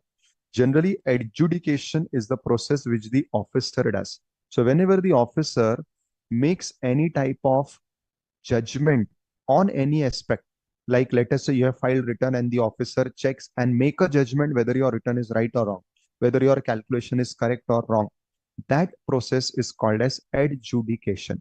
So then who is the adjudicating authority? It is that officer who is given power by the law to do your calculations or whatever calculations you have done, to do the checking of your calculations, which is called as adjudication. So adjudication authority means authority, that is, you can say officer for simplicity, who is competent to pass order or decision under this act, but it will not include the board, because board is anyways never doing adjudication. It is the one who is giving all types of circulars and giving all types of instructions for smooth functioning of the act. So it is not one involved in adjudication. Similarly, commissioner appeals is the one who is the administrative head. So his role is running the department. So it is also not doing any type of adjudication. An appellate tribunal is more of a judicial body where whatever adjudication the officer has done and you are not accepting his order or his judgment, so then when you are contesting against the officer's judgment, you go to the this authority, which is the court, which is the tribunal over here. So tribunal is also excluded because tribunal is a judicial authority and not an adjudicating authority. So adjudicating authority means simply the officers of customs, in case of income tax, in case of GST, all these officers who are passing orders, who are taking decision whether your calculation is right or wrong, whether you have done wrong tax computation, whether you have evaded tax. Whoever is doing this and passing order is called as adjudicating authority. Baggage, it simply means your luggage, but here they have defined it more comprehensively. It says that baggage will also include unaccompanied baggage. Now, what is unaccompanied baggage? See, when you are coming from a place, like when you are traveling, you carry the luggage along with you. That is accompanied baggage. But it may happen that you are overloaded or there is excess baggage. So you go along with some baggage, and some of your leftover baggage, which is excess, may arrive either before you or after you by other plane or other ship. Such baggages which come either before or after you, not along with you, is called as unaccompanied. Now, the purpose of putting this unaccompanied baggage in the definition of baggage is to apply the same condition restriction which is applicable to baggage to these baggages which are not coming along with you. So generally, we refer to luggage as what we carry along with us. But here they have clarified that it may happen that some of your baggage is not coming with you, it is coming separately, but for the purpose of law, it will be covered in baggage only. So our conditions, restrictions of baggage will apply. Then the next is second part of this definition says, however, this will not include motor vehicles. So it may happen that since you are shifting your residence from one country to another, along with the various goods that you are bringing, you are also bringing your motor vehicle. And that is very well possible in ship. You can take many goods, many times you can take your cars, you can take your vehicles. Now, if you are taking your own vehicle along with you, you may say that this is a part of my luggage only because it is my personal goods. But the law says we will not treat it as baggage. It means it will not be entitled to all types of exemptions, concessions given to luggage. In other words, even if your own personal use motor vehicle you are bringing along with you, it will be considered as normal goods leviable to full import duty, and no concession or benefit of baggage will be allowed. Beneficial owner, this definition had come in the previous chapter also. It means a person on whose behalf the goods are being imported or exported. Bill of entry, I already explained, it is the application, it is the request which you are making to the customs that, okay, now my goods have come. These are the documentary proof that I am the owner of these goods. You kindly clear the goods and give it to me. Now here how they have defined bill of entry, it means the bill of entry referred to in 46. To be filed when goods are imported by sea, air, etc. This is not to be confused with bill of lading, which is a receipt issued by the carrier to the consignor. So bill of lading is different, even though both are having the similar words here, bill of entry, here bill of lading. So that is why they have clarified that bill of lading is different. When you hand over the goods to the ship or to the plane, they give you a token or a receipt that yes, we have received your goods. Like how when you go to a courier person and give your parcel saying that I want to deliver this parcel to Vishal sir on his address, he will give you a chit where he will write your name as consignor, my name as consignee, and the brief details of the goods. That chit is the bill of lading, which is the chit which is available with the supplier. Bill of entry is a document which the receiver files and it is given to the customs for getting the goods from the customs, that is for clearing the goods from custom. So I hope you all understood the difference between bill of lading and bill of entry. Similar to bill of entry in case of import, the opposite in case of export is bill of export, which is also called as the shipping bill. So at the time of export, same application you make to the customs, requesting them to clear your goods for export so that they will do assessment, they will do all checking, and then they will make the let export order. Let export order means they will pass the order that yes, these goods are correct, it can be exported. For this, you need to make an application which is called as bill of export. It is also called as the shipping bill. Coastal goods. Coastal goods means other than imported goods. So goods which are not imported goods, but they are traveling by the sea route, by the water route, they are called as coastal goods. So you can say these are the domestic traded goods, but going by the sea route only. Conveyance is the broader term which includes vessel, aircraft, vehicle. So any types of means of communication or transportation is commonly referred to as conveyance. Custom port, custom area, all these definitions we studied in the previous chapter also. In simple words, custom airport means the airport which is appointed by the customs for the purpose of import export. So whenever import export has to happen, it will happen only through these airports. So see, India may have multiple airports, but all are not custom airports. It means if you have to import export certain goods, you have to compulsorily take the goods to those airports. Similarly, custom ports are those seaports which are designated by the customs for the purpose of import export. So there may be multiple seaports, but whenever you want to import or export goods, your goods should go from those airports only or those seaports only. What is custom area? It is the area, means it is the entire thing falling under customs. So it is the area which covers custom station also, custom warehouse also. It also includes area where imported goods are generally kept. So all the areas which is coming under the custom control is the customs area. Custom port I already explained. Custom station is the land station from where import export happens. So it may be a railway station, it may be some check post from where the goods are brought into India or taken out of India by the land route, like for Nepal, Bangladesh, Pakistan. So all these are the custom stations. Dutiable. Now, dutiable, this word is very important. It means those goods which are leviable to customs. In simpler words, those goods on which customs duty is applicable or on which customs can be levied. The goods which are leviable to customs duty are dutiable. Now you'll say, sir, why you are stressing so much? Because this definition has a lot of relevance. So what it says, goods which are chargeable to duty and on which duty has not been paid. Now this is the essence why I was stressing on this word able. So in customs, the custom people are interested in the goods, whether imported or exported, only till the time you have done the custom procedures and cleared it. The moment you clear it, they are least interested in your goods. In other words, the customs are interested or they will have focus on your goods or they will exercise all types of checks and controls on your goods only till the time they are dutiable. And what is dutiable? One, which is chargeable to duty, and most important, on which duty has not been paid. It means, now interestingly, pay attention. You imported certain goods. Now, imported goods are something which are always part of customs law, correct? But the moment you pay the duty and clear it from the customs, customs is least interested in your goods, then it will not call it as dutiable goods. So it may be imported goods. It may be imported by you from another country, but from the viewpoint of customs, they are least bothered once you have paid the duty and cleared them. That is what is the interesting part. Entry, I already explained, this is the permission. So whenever you are given the permission to bring in the ship, that is one entry. Second, another meaning of entry is when you file bill of entry for getting your goods cleared, then again, it is a type of entry. Entry over here means an application. So entry word has different connotations. For ship, it means the entry in word permission given to the ship, which means that the ship is allowed to embark and unload the goods. Similarly, entry in relation to goods will mean the entry by way of putting the name of the goods in the bill of entry, that is making an application to the customs for clearing the goods.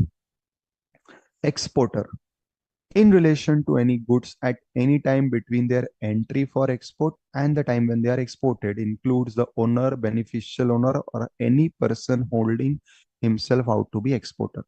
So exporter means, again, between this patch, you brought the goods for export and the goods are exported.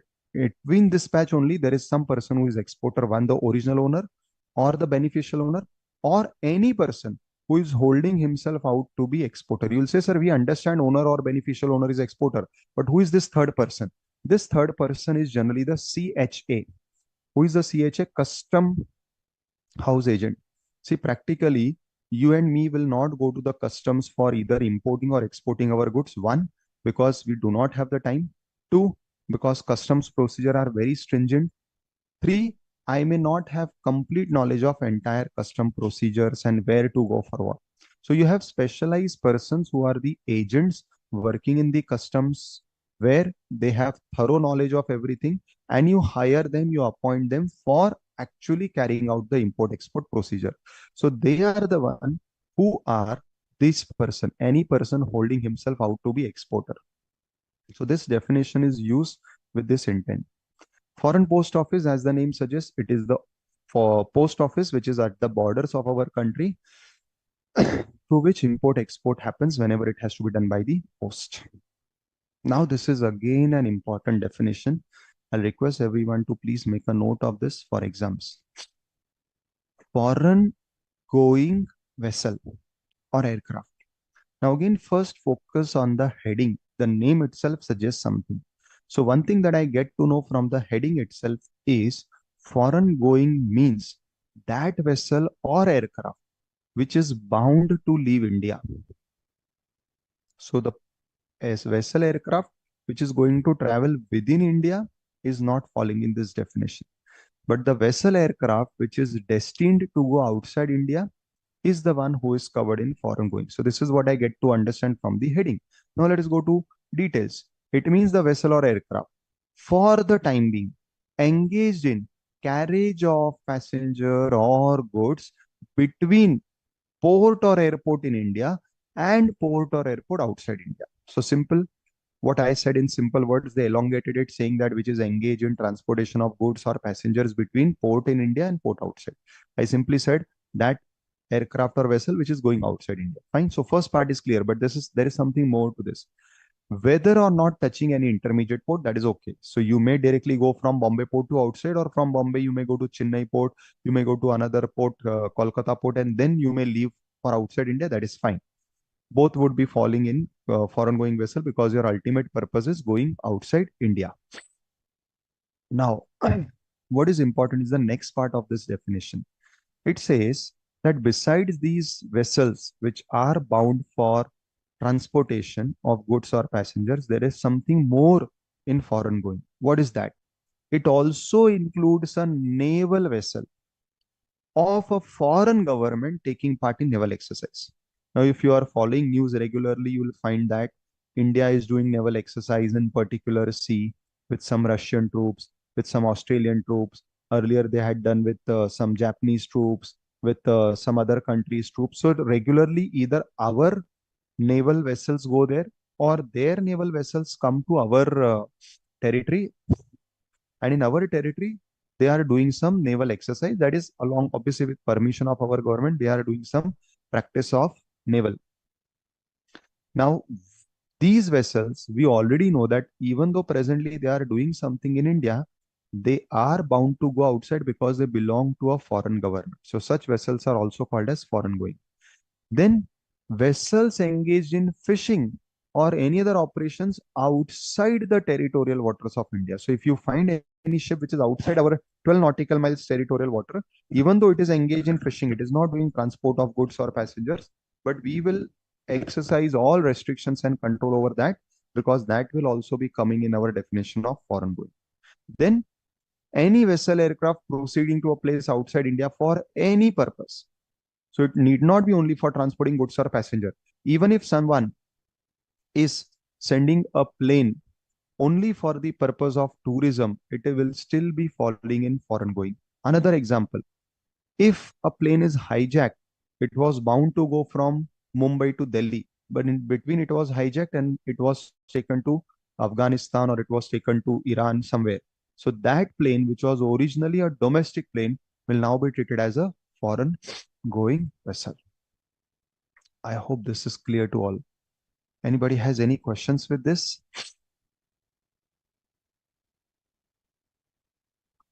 Sir, in exports, why overvaluation is considered to be a problem? Because the knowledge increase, duty will also increase. Okay.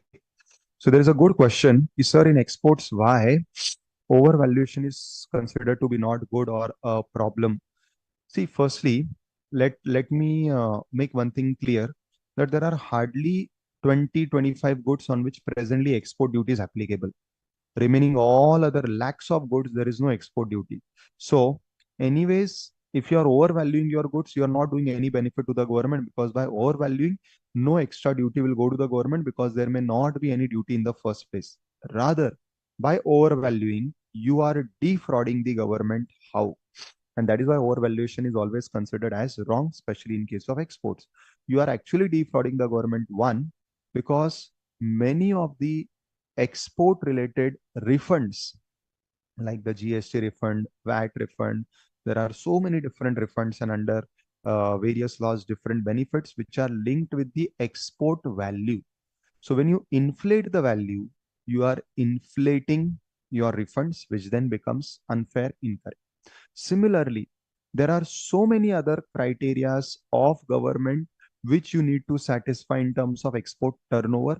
That is, if you are given this subsidy, you have to make this much amount of export in terms of turnover. If government is giving you this concession or benefit, you have to make so much value of export. So again, all these concessions benefits are linked with the value of export. Now you do not have so much to export. So what you do, even though you have exported only a small quantity, you just inflate the value so that you satisfy those criteria. So all this eventually is defrauding the government because you are taking undue advantage of all the export related benefits, be it refund, be it drawback, be it concession, be it subsidy, and majority of them are linked with the export value. So for all these cases, it is said that export valuation, if it is overvalued, it will always be considered as a crime, as a fraud, because even if you remember income tax section 10AA, over there, the profits accruing from export are what is eligible as deduction to a SEZ. Again, it is dependent on the value of export. So there are so many examples where in taxation laws also and in other beneficial schemes also, the benefits or the refunds are linked to the export value. That is why beta export overvaluation is considered as a crime or wrong. I hope this is clear to you. I think this was a question by Asmita. Is this fine, beta? Any further questions, students?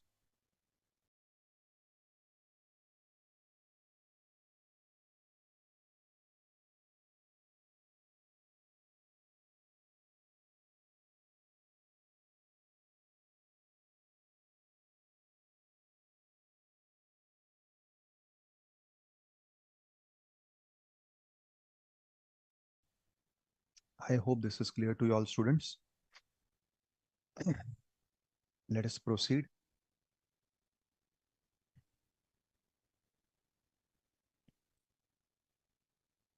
So now they are explaining that there are two limbs. One is this, one is this. We have discussed that. Now, coming to another important definition, that is of goods, because ultimately customs duty is levied only on import or export of goods. There is no connection of services when it is customs. Now, what are goods? Now, this is interesting to note. Custom has a very wide definition of goods, much wider than what is there in GST and what was there in excise and in VAT. So here it says goods includes. So when you say includes, it means this definition is not complete. Besides what is given here, there could be other things which are included in goods which they have not defined here. Now the question is what they have not defined. How we will understand what are those things which have to be included if they have not defined? The answer is simple. Whenever the definition is inclusive, that is, it start with the word includes, it means the other things that would be covered in goods are those things which in general is covered in goods. So in general, what do you cover in goods? You cover movable items. You cover those items which are movable, marketable. So those items in general are goods. They will always be covered as goods even in customs. But besides that, what else specifically the customs wants to cover is what is defined over here. Now, first is vessels, aircrafts, vehicle. It means your means of transportation. So even your aircraft by which you are transporting goods, by which you are transporting passengers, even the ship which is used for doing this is goods. So goods are goods, but even the means of transportation is good. Second, the stores, that is the items which are required by the ship, like the fuel, like the food items, the spare parts. All these are the items which are going to be kept in the ship itself. It will be kept at the aircraft itself because they are not meant for trading or selling from one country to another. It is for consumption by the ship or the aircraft during its journey. Such items are called as stores. So they are obviously goods. Then you have baggage. That is a luggage, what we carry whenever we are traveling. And you have, interestingly, the currency, all types of currencies of all countries. And importantly, the negotiable instrument. I'm sure you all understand the meaning of the word negotiable instruments. So all types of checks, bills of exchange, etc. All these are negotiable instruments. All are goods. And finally, any kind of movable property. So all these are goods. Yes. You have some question, beta? Jeannie? Please unmute yourself. Sir नहीं sir वो question नहीं है actually Yes, sir, this is meaning I have cleared, but I have questioned the meaning of limbs. आपने कहाँ पढ़ा ये limbs? ये definition consists of two limbs. Okay. See, limbs का सबसे पहले मतलब होता है हमारे हाथ पैर. So our hands, legs are the first very literal meaning of the word limbs. अगर आप dictionary में भी देखोगे, but this word you will find in many of the English conversation. कि this has various limbs. Like here they have said definition has two limbs. तो जैसे हम बोलते हैं ना मेरे दो हाथ है, मेरे दो पैर है, यानी I have multiple body Yes, sir. parts. Yes, sir. So I have Okay, sir. multiple fingers. Similarly, when I have to say कि इसके multiple parts है, so over here limbs means the parts of that particular Okay. thing. Correct? Like how we have different body parts. So that is how anything which is having multiple parts, we call it as the limbs of that thing. Correct? Okay. So it is the Thank you, sir. English usage. Yes, sir. And it's good Thank. that we get it cleared because many times we don't understand the meaning, but we ignore, we don't try to venture out. But you should always venture out. You should ask the meaning so that for you, that will never remain a question in future, right? Thank you, sir. Now, import export, I think we have studied in the first chapter itself. So import means bringing into India from a place outside India. Export means taking outside India. However, we studied in the chapter of levy that practically import happens only when the goods reaches the custom barrier and you clear the goods for home consumption by filing the bill of entry. So this is the final taxable event. So technically import starts once the goods cross that 12 nautical miles, that is it crosses the territorial boundary, the importation starts.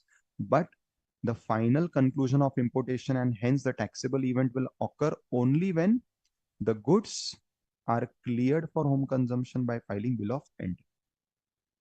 Now, this is the document which I was explaining that whenever you are coming to India and you want the permission of entry inwards, for getting this permission, you have to submit a document which will give details of the goods you are carrying, the places from where you are coming, the passengers from where they are coming, what type of passengers are there, so that they can just check if some anti-national element is not there, or it is coming from a country where there is any type of COVID or any type of monkeypox, etc. So for checking all these things, before you are allowed the permission of unloading the goods and passenger, you need to submit a document which will give all details about the what the ship is carrying, from where the ship is coming. Those details are covered in this document called as the import manifest, arrival manifest, import report. These are the parallel words used. First two words are used whenever it is import by sea or air. Third word is used whenever the import is by land. So you'll observe that this also students keep in mind that in majority procedures, you'll find similar procedures for land and sea. But for land, sorry, not land and sea, for air and sea, you'll find similar procedures. So reports names are also for land, sorry, for air and sea, but it will be different whenever the transport is by land. So for land, there will always be a different procedure and different terminologies used. So import report is the term used whenever the transport is by land. But whenever the transport is by sea or air, import manifest or arrival manifest word is used. Now, imported goods simply means goods which are brought into India from a place outside India. So from the definition of import, they have made the definition of imported goods. But it further says, but it does not include goods which have been cleared. Link this with the definition of dutiable goods, because ultimately imported goods are the one on which you have to pay duty. But again, we are interested in imported goods only till the point duty is not paid. The moment you pay the duty, you clear the goods. We are not interested in your goods. So after that, your goods are neither dutiable nor they are imported. Definition of importer: import in relation to any goods at any time between their importation and the time when they are cleared includes owner, beneficial owner, or person holding himself out to be importer. This definition is very similar to the definition of exporter. Fine. Now, India, we already discussed when we were dealing the charging section. So it includes territorial waters, and that is where all the problem starts. So India includes territorial waters, which is extending up to 12 nautical miles into the sea. Then comes an interesting definition: international courier terminal. So how we have a foreign post office, Similarly, we have a international courier terminal. It is the point, or it is that courier office, you can say, from where finally all couriers from India will be sent outside, or all foreign coming couriers will be first brought in at this courier office, and from there they are sent to different parts of the country. So it is the final check post in relation to courier. That is what is the international courier terminal. Now another very important question, person in charge. Who is person in charge? Person in charge, in simple words, means the person having control over that particular vehicle. So if you are coming by ship, it is the master of the ship. If you are coming by plane, it is the pilot in charge of the plane. If you are coming by train, it is the person who is having the control over the direction of the train. Similarly, if you are coming by truck, the driver of the truck. So basically, it is not necessarily the person who is driving or operating. It is the person who has command. Like master of the ship is not driving the ship. The ship is driven by the other people who are there. But the master is the one on whose instruction the ship will move, the ship will stop, the ship will take a turn, the ship will decide not to stop at a place. All this happens at the direction, at the command of some person who is the master of the ship. He is the person in charge and not necessarily the person who is operating the ship. So in relation to different vehicles, different people are called as person in charge. Basically, they are the one who are having the control over that particular vehicle. Prohibited goods, as the name suggests, means the goods, the import or export of which is subject to prohibition under this act or maybe under some other law, but does not include such goods in respect of which conditions subject to which goods are permitted to be imported have been complied with. So there may be certain goods where I have not expressly prohibited it. I'd put a condition that if you want to import this, you have to do this first. The moment you satisfy the condition, the goods becomes eligible goods. So they are no more prohibited goods. So prohibited goods are basically the one which are blocked, which are restricted by the government from bringing into India. Such goods are prohibited goods. Stores we already discussed. These are the items which are required in the ship, in the plane for its own personal use whenever it is in travel. So the fuel that is required, the food items, the spare parts, all these are the stores. Vehicle is the word used for trucks and all those vehicles which are used on the land route. So it also includes the railway, correct? Now, with all this background of definitions, let me take you to the procedures. Now, these procedures are given in different chapters of the Customs Act. So we have one chapter of our module, but here these are the chapters of the Customs Act. So first is chapter 6, which deals with the first part in procedure, that is provisions relating to conveyances. So now in the first part, we are going to deal with those provisions or points which are dealing with the vehicles or the ships by which our goods are coming to India or going out of India. So first part of the procedures is relating to the transport mediums, that is all types of ships, aircrafts and vehicles. Fine. What are these? So broadly, the procedures are divided into first, arrival, which is mentioned in 29. Then at the time of arrival, you have to deliver the report for getting the entry inward permission. After that, the passenger and crew, their details, names, records are given. Then after all these procedures are done, after that only you are allowed the entry inward permission. Without that, you are not allowed. Then imported goods not to be unloaded until and unless their name is mentioned in the manifest. So if certain goods name is not put in the import report or manifest, you cannot unload them, because in that case, it would tantamount to smuggling. That is, without informing customs, you are importing or unloading the goods. Then loading, unloading should happen only at approved places. Most important, goods not to be loaded, unloaded, except without the supervision of the officer. So everything should happen in custom supervision, and some more restrictions on goods being waterborne.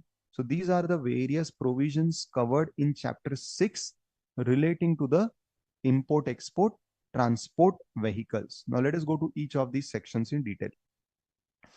Section 29, students, is important.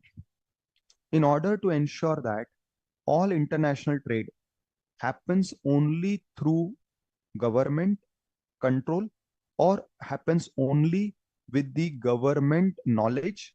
Section 29 says whenever you are coming to India from a place outside India, that is in simple words, whenever import is happening, the aircraft, the vessel, whatever means of transport you are using has to come strictly at that port airport which is designated as custom port airport. So let us say we have an airport in Mumbai. Rather, we have now third airport is coming in Mumbai. All the three airports of Mumbai are not custom airports. They may have designated out of these three only one airport as the custom airport. Only that airport will be the airport at which you can come whenever you are coming to India by air. You cannot come to any other airport. All others may be very good airports, but if they are not a custom airport.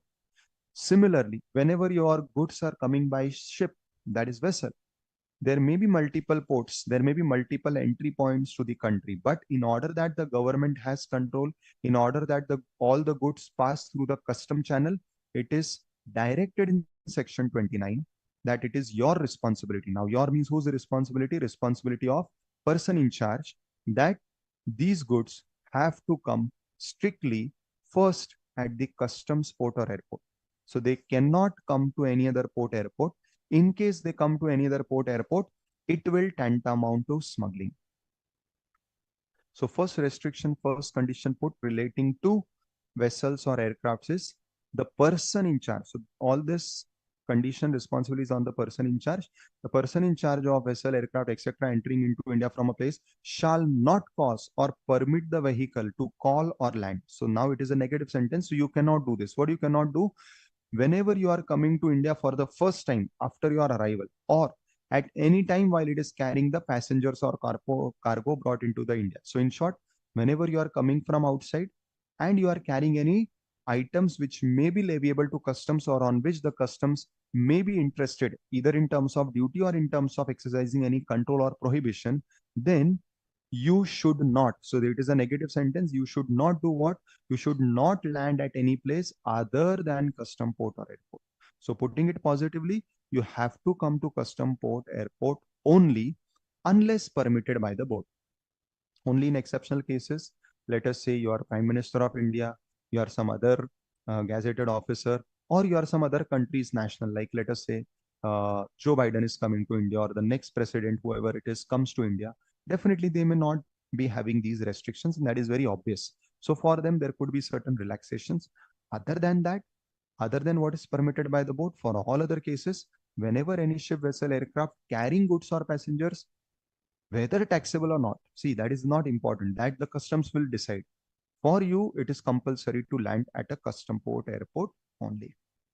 However, subsection 2 puts an exception.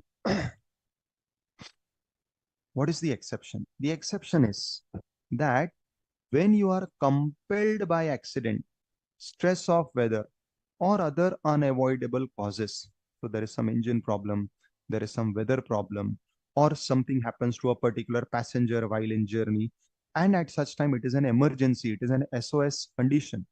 Only in such cases, you may land at a place. Now here it is allowing you. So you may land at a place other than custom port or airport. So only in such out of control situations, subsection 2 overriding subsection 1 says that you may land at a place other than the custom port airport. But immediately after saying this, it is putting additional responsibility on the person in charge. What the person in charge is required to do? It has to immediately report that you have arrived at such other place to the nearest custom officer. Or if there is no custom office in that particular area, then to the nearest police station. So the additional responsibility is when you are landing at such a place, on account of such unavoidable, unforeseeable circumstances, you have to first immediately inform the customs officer, if any. If not, police stations are always there. You have to inform the police station, and you have to produce him with the logbook, that is the details of their ship and whatever documents they ask for. Most important, without their consent, that is the consent of such officer, you should not allow any goods or even passenger to get out of the vessel or aircraft. So first you have to inform them. In other words, till that time, the passengers have to wait in that particular aircraft or ship. Similarly with the goods. And until and unless this officer comes and he or she allows you the permission, you cannot allow them to get out or unload the goods. But again, this has exception, and I'm sure you are able to figure out the right exception. What is this exception? Where you have landed in emergency because of some engine problem, or maybe there is a risk that your aircraft is going to catch fire or going to get exploded. In such a case, or let us say in case of ship, the ship is having a hole because of which it is the water is started filling in the ship and there is a risk of the ship getting drowned. In such a case, you will not wait for any officer or for officer's permission. You may do unloading in such a very what you say unnatural condition. Further, it says you shall comply with the direction of the officer, etc. Now, provided that nothing contained in this section shall prohibit the departure of crew or passenger from the vicinity or the removal of goods from the vessel aircraft where the departure removal is necessary for reasons of health, safety, etc. As I mentioned. So when there is a risk that the plane may get exploded, there is a risk that the ship may get sunk or the ship also may get broken into pieces and it may lead to loss of life or of health or of safety or even loss of goods. In such a scenario, I may not wait for any officer to come and give me instructions. I can start unloading, right? So this is the first provision. One second.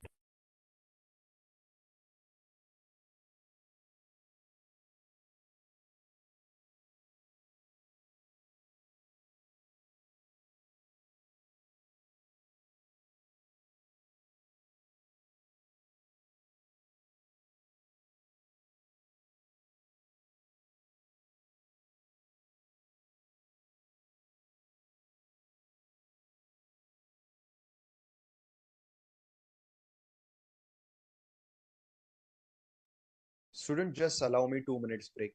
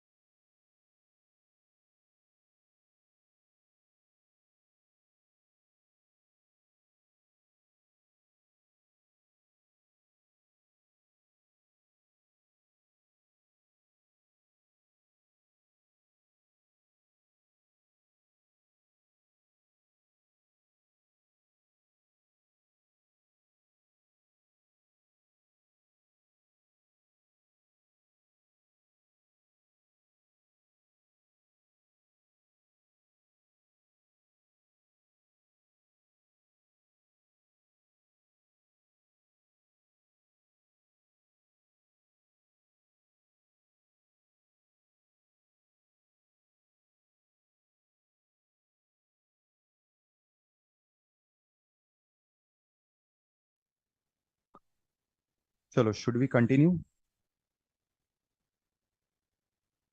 Now, let us proceed. So the first point was 29 said you should compulsorily land at custom nominated port airports.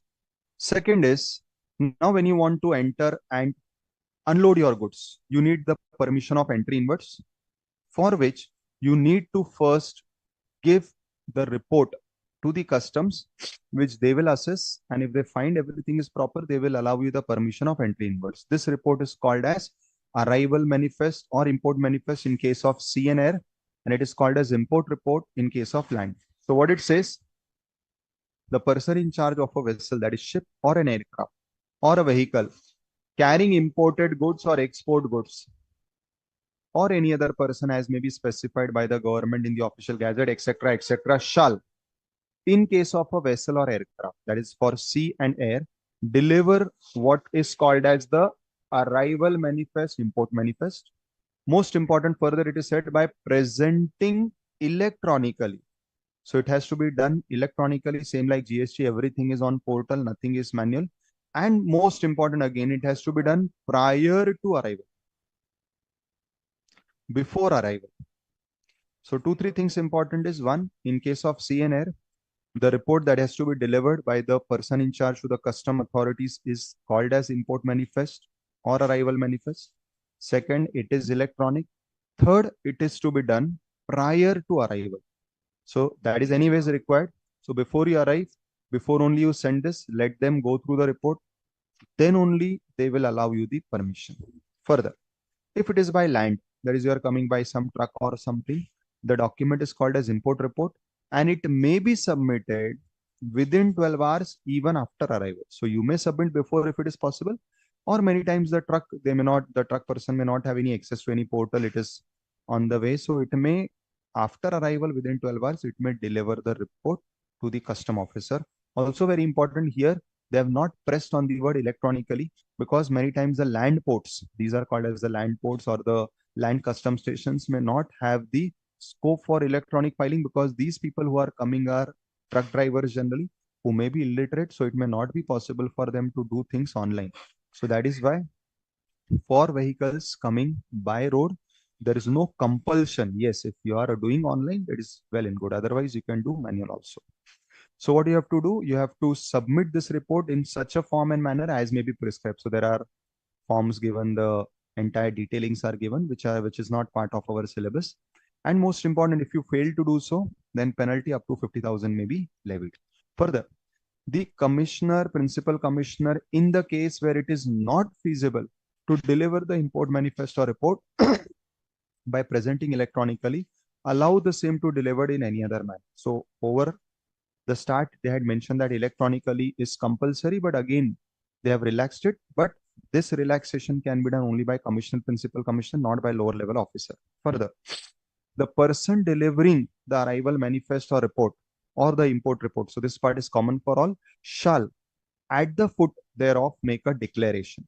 So generally, whenever we are also submitting any form, like you may have filled in the CA final form, then now you'll be filling the exam form. Whenever you submit any form, or you submit your college form or your articleship form, 108 form, in all forms, towards the end, you have the declaration where we say, we hereby state that all the details are true to the best of my knowledge, etc. Same thing has to be done over here. The person in charge has to, at the bottom of this particular report manifest, give a declaration that the contents are true.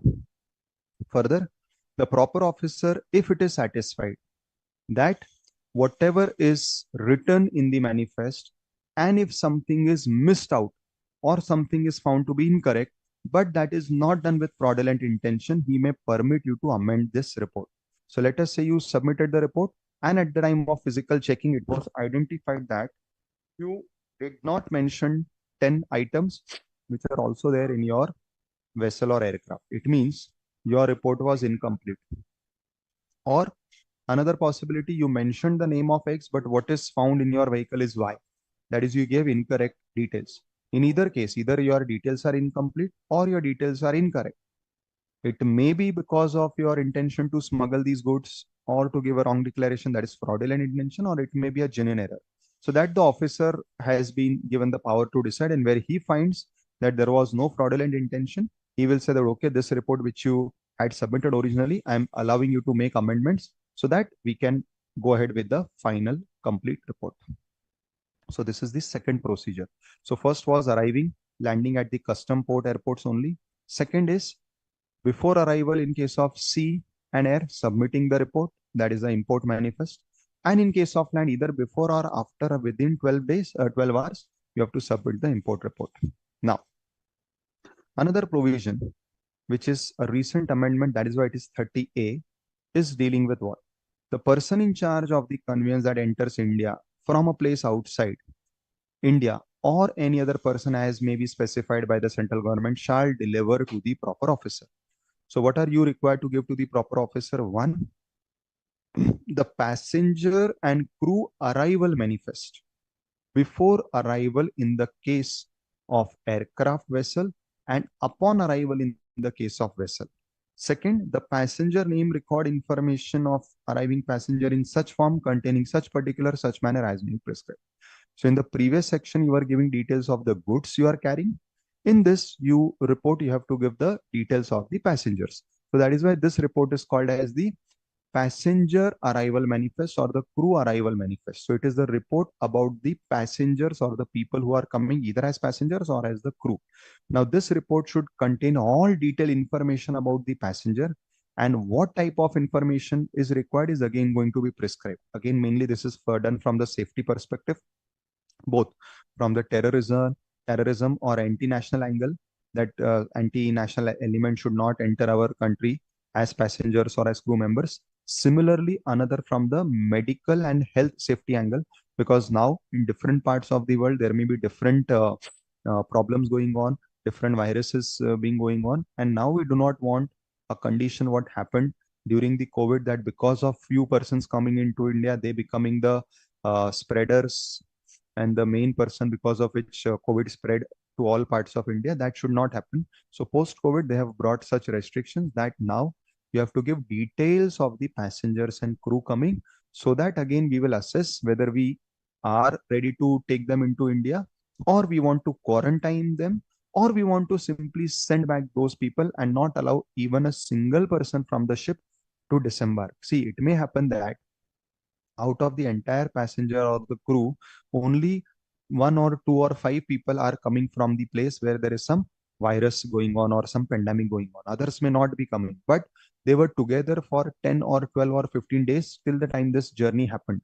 Now, for me, a bigger risk is that not only those five people may be carrier, but even this entire lot of passengers may be carrier, because they were together for 12-15 days in the same ship, in the same aircraft.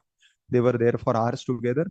So there is a possibility that they may become the spreader or the super spreaders. So I may take such a call that I may disallow everyone inside that particular place from entering the country.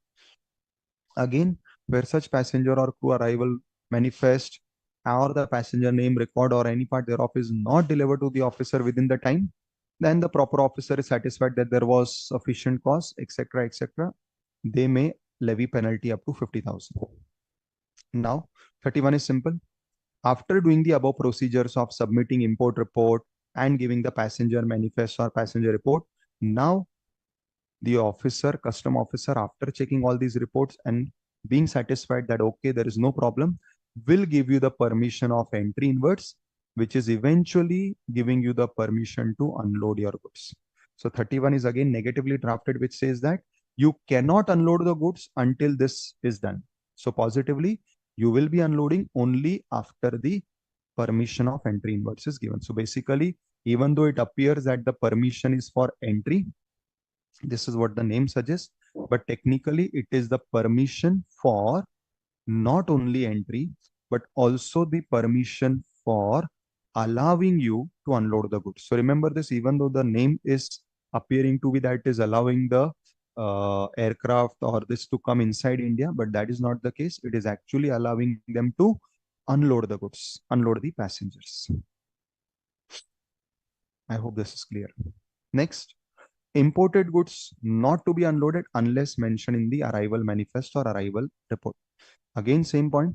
So only those goods can be unloaded which are mentioned in the report. So if you're trying to unload goods which are not mentioned in the report, it is as good as you are trying to smuggle these goods into India. So that may be taken as one of the interpretations.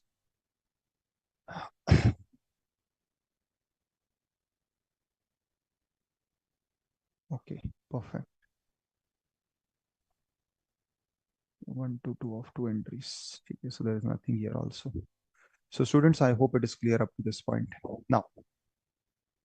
Now you have got the entry inverse permission.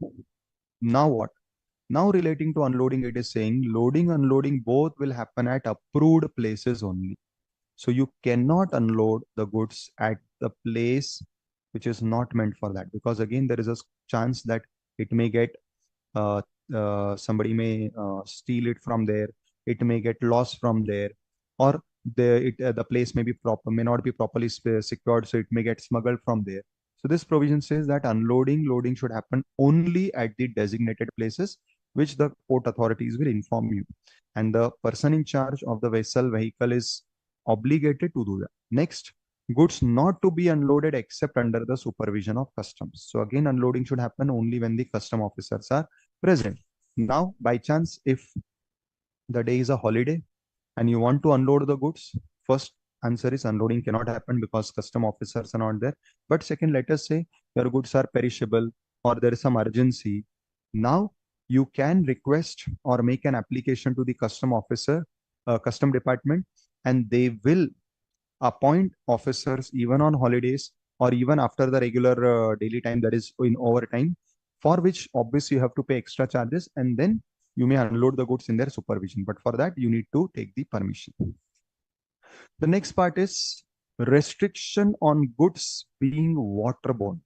Now, what is this goods being waterborne?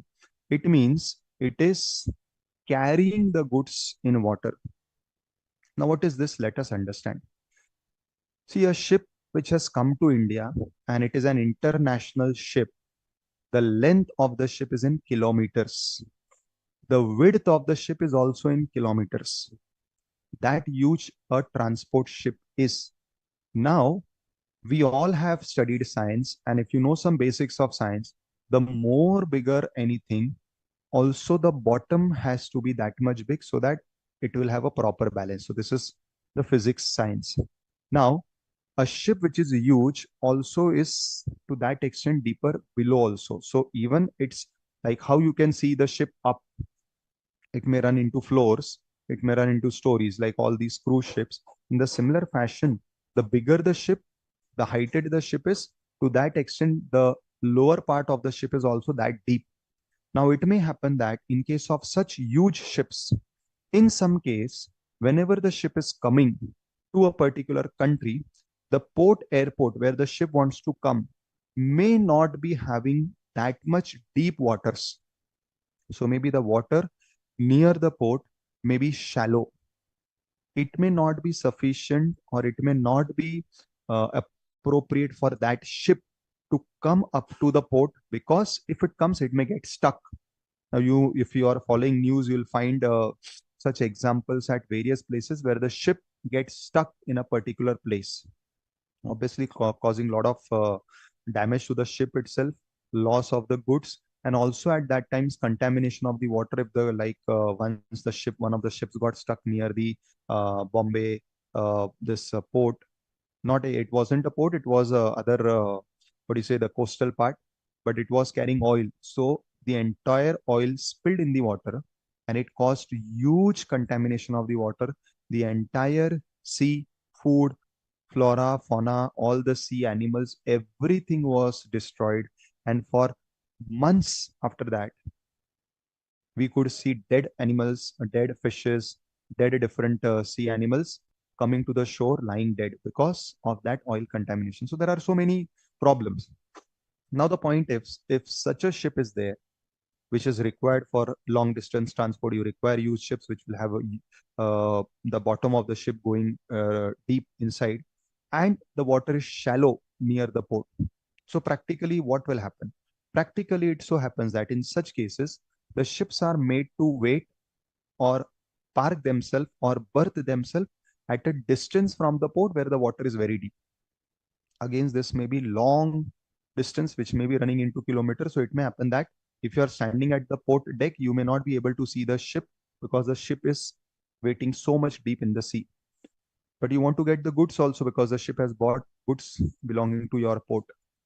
Then smaller boats, smaller ships are sent on which these goods are unloaded from that bigger ship, and those smaller ships bring the goods. In some other case, where the ship may not be so huge, but still it is a big ship that it cannot come exactly near the shore. So it lands at some distance from the shore, and people go inside and they carry the goods on their hand and they come walking in the water because the water is up to their chest level or their waist level. So all these are the examples where the ship carrying the goods cannot come up to the shore for practical difficulty reasons. So the ship is unloading its goods either to a smaller boat or to people who then bring the goods to the shore and to the port and eventually to the port authorities. This is called as goods being waterborne. So this is what is firstly the meaning of goods being waterborne. That is goods carried in water. Now, what is restrictions on this? The restriction is simple, that whenever any such scenario has to happen, and obviously you know it beforehand because you know the size of the ship. So you means the proper, you means the person in charge. You need to take permission from the custom authorities that this is the problem. My ship cannot come to the shore, so you will need to send smaller boats. So allow me the permission. Now, why you need such a permission? One, obviously, for all preparatory reasons that they should keep the arrangement ready of small boats and everything. Most important, there is a risk that these small boats, now see, one ship carrying lot of goods cannot run away. But if you are unloading the goods in small boats, few of the boats may run away. Run away means they may not come to the port and they may go to some other parts and these goods may get eventually smuggled. So the point is, in order that any of such smuggling attempts do not happen, especially in such a scenario, they have brought certain restrictions. First restriction is you need to fill in a boat note form.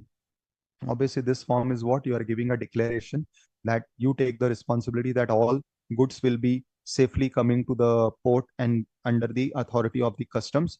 And if any goods are drifted, you will be ready to pay the interest, penalty, and duty on that. And subject to you giving such type of a boat note declaration with all the securities, then only your ship can unload the goods into smaller boats and they can come to the shore. Next, restriction on unloading and loading on holiday, that we already discussed, that if it is a holiday, obviously no custom officer will come. So how you can load, unload? But again, in the same point, they have mentioned that by paying extra charges, you may request the customs department to hire some custom officers even on holidays, which will be called as overtime, for which you are ready to bear the charges. And by paying these extra fees, you can get the goods loaded, unloaded, even on holidays or in extra time. Next, the officers are given power to board a conveyance. What is board a conveyance? To get over the conveyance. Now, obviously, for all checking purposes, for all control purposes, for all purposes where they want to check whether there are any smuggled goods, whether there are any hazardous goods, any type of wrong people are coming in the ship, where any such question is there, at such time, they are having this power to board the ship. Just a minute, sir.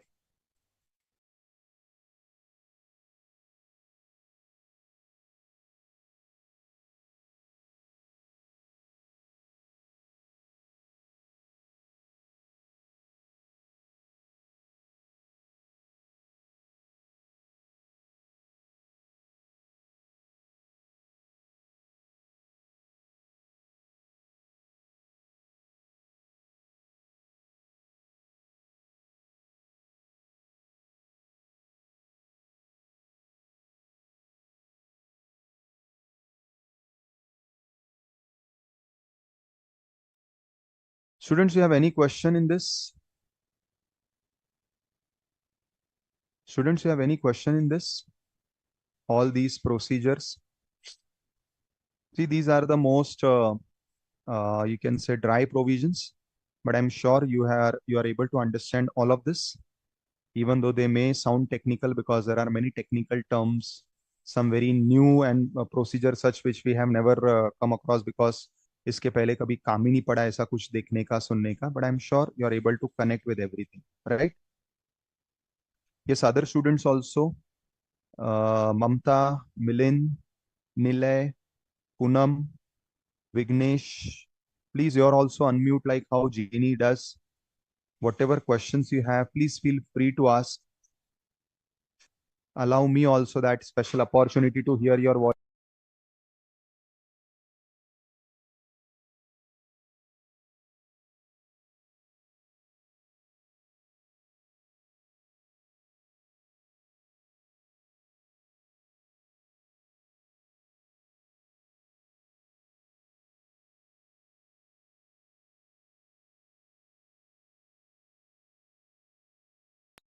Yes, students, anybody wish to add any comments, has any doubts, please feel free to discuss.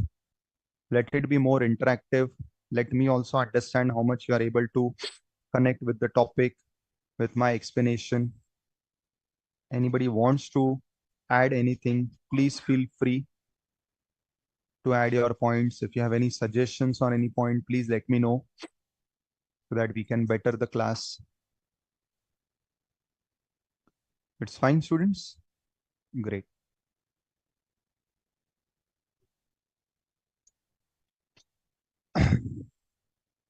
Now, alongside import, we also need to check the export side.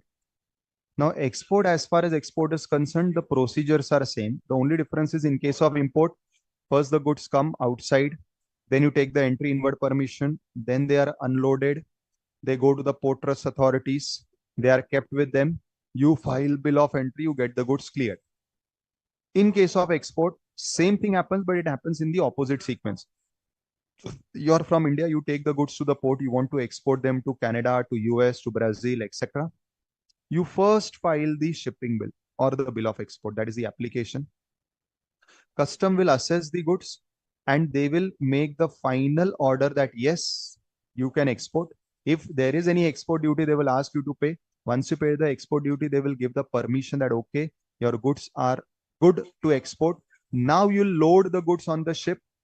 The ship will take the entry outward permission by submitting again a similar document like how they were submitting import report. Here they will be submitting export report. And after this, finally, they will get the permission of going out and the ship will leave the Indian port. So similar procedure is there. Only the sequence is exactly opposite. And I'm sure you will understand and appreciate why it is exactly opposite, right?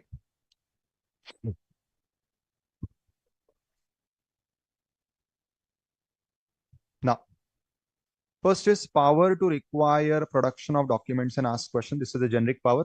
So in the previous slide also we saw one of the powers of the officer of custom was to board a ship.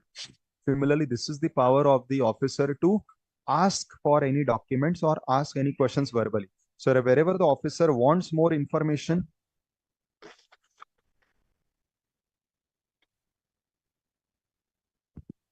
sorry, whenever the officer wants any additional information about the import export, obviously it is you who is having all the complete knowledge.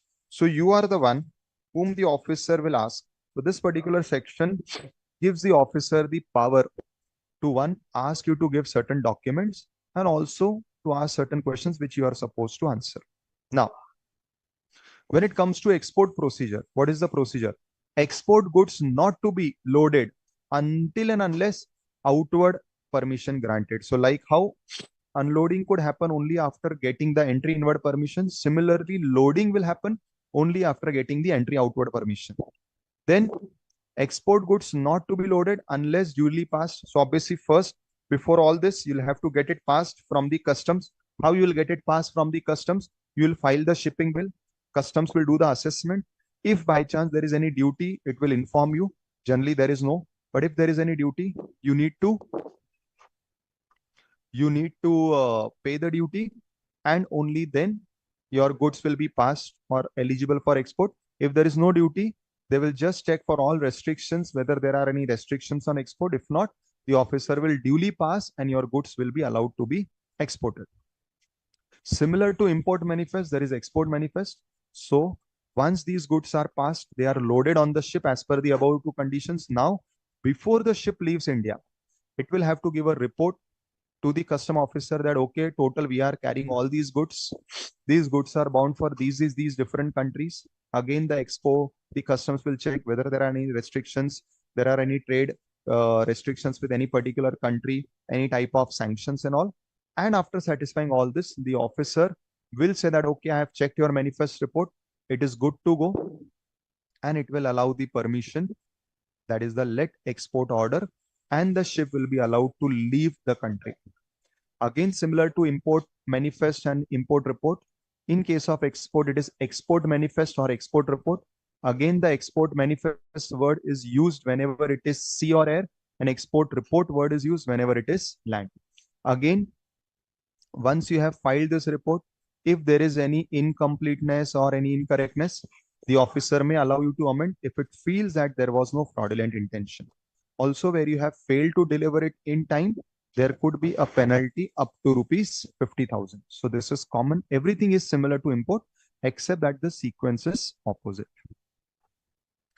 Again, similar to import, over there you are taking the details of passengers and crew members also. Same detail you will get over here. So in the previous section, we were taking the export report for goods, export manifest for goods. Here we are taking the passenger or crew departure manifest, or the report relating to the passengers and crew, their background, where they want to go to, which country they want to go, etc. Next, exemption of certain classes of conveyance from certain provisions of this chapter. So this 43 says that whatever we studied, all the procedures, restrictions we studied, these may be relaxed to certain cases, certain class of conveyance. That is, in certain cases, you may not need to follow all these provisions. What are they? So the provisions of 30, 41, 42 shall not apply to a vehicle which carries no goods other than luggage.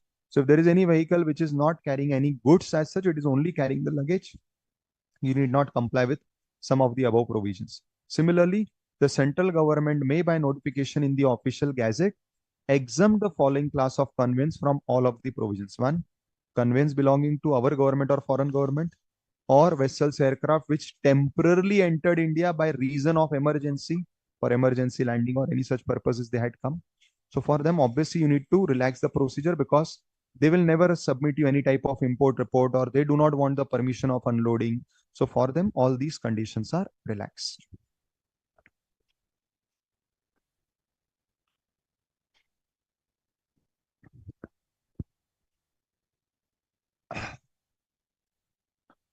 Fine.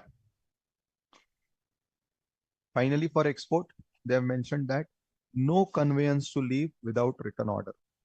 This is the entry outward permission.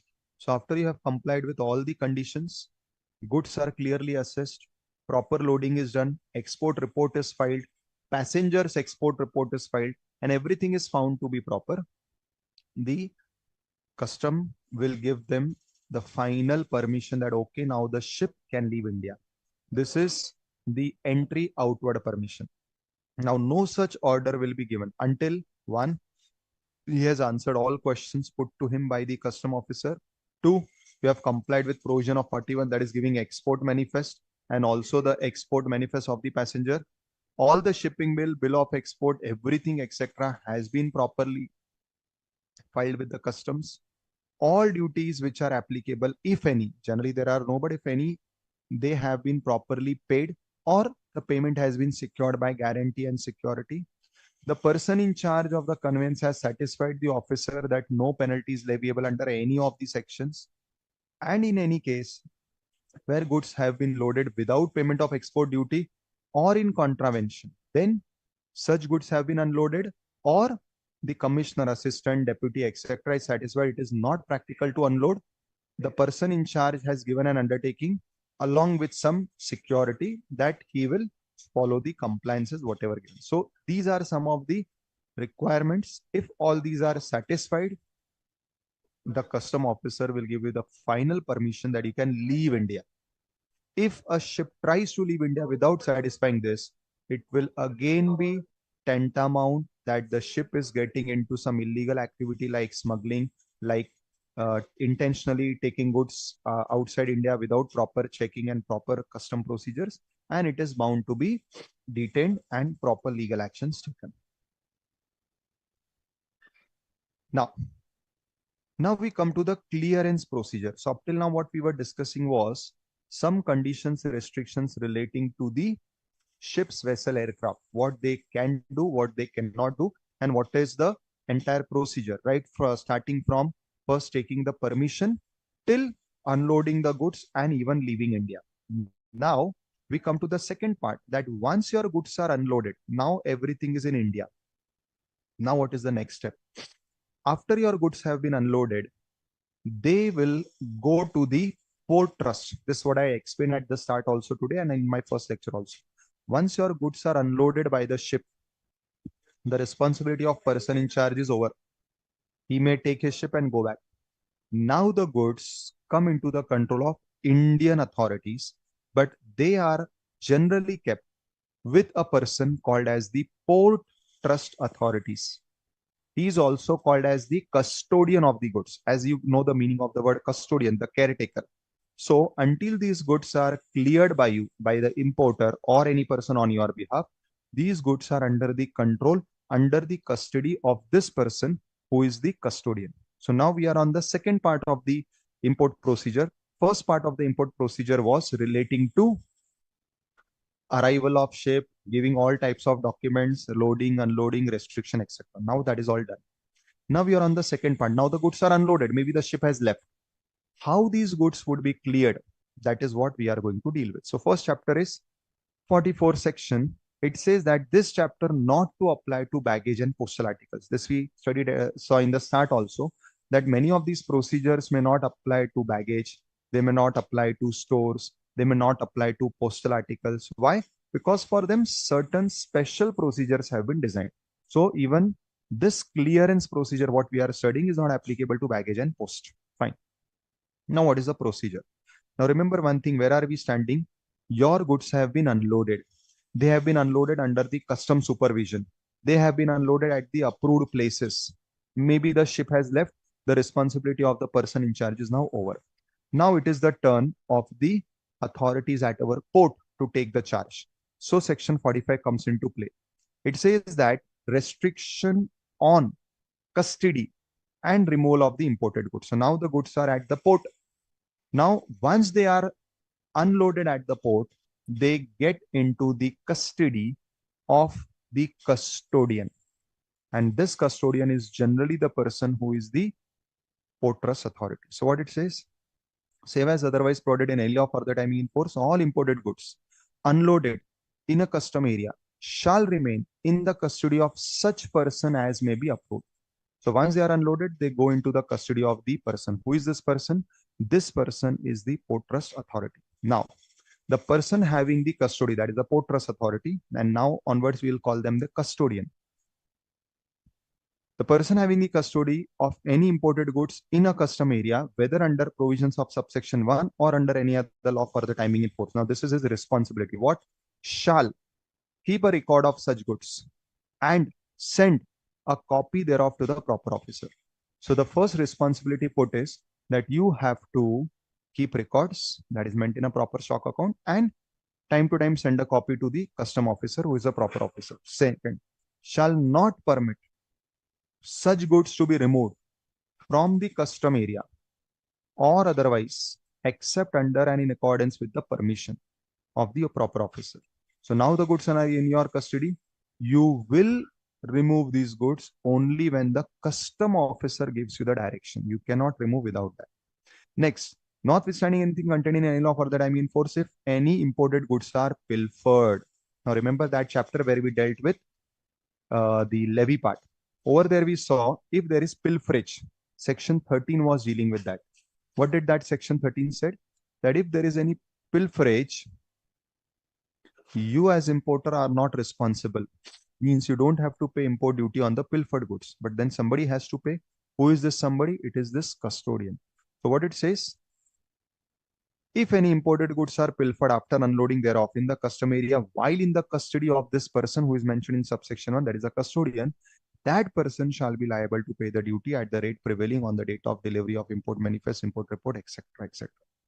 So it is not the importer, that is, it is not you, but it is this custodian who we also studied in section 13(1)(3) in the chapter of levy, that you are exempted from paying duty. But over there, they had mentioned this same section 45(3) that at one point, section 13 exempts you, but at the same time, 45(3) ask the custodian to pay duty on such pilfered goods. Now, once the goods are unloaded, they go into the custody of this person. Now comes your role as importer. What is your role? Now you need to clear these goods. And how do you clear these goods? You make a request to the custom officer to make assessment. And how is this request made? This request is made by filing the most important document, that is the bill of entry, which is always said bill of entry under section 46. So you have to mention this bill of entry under section 46.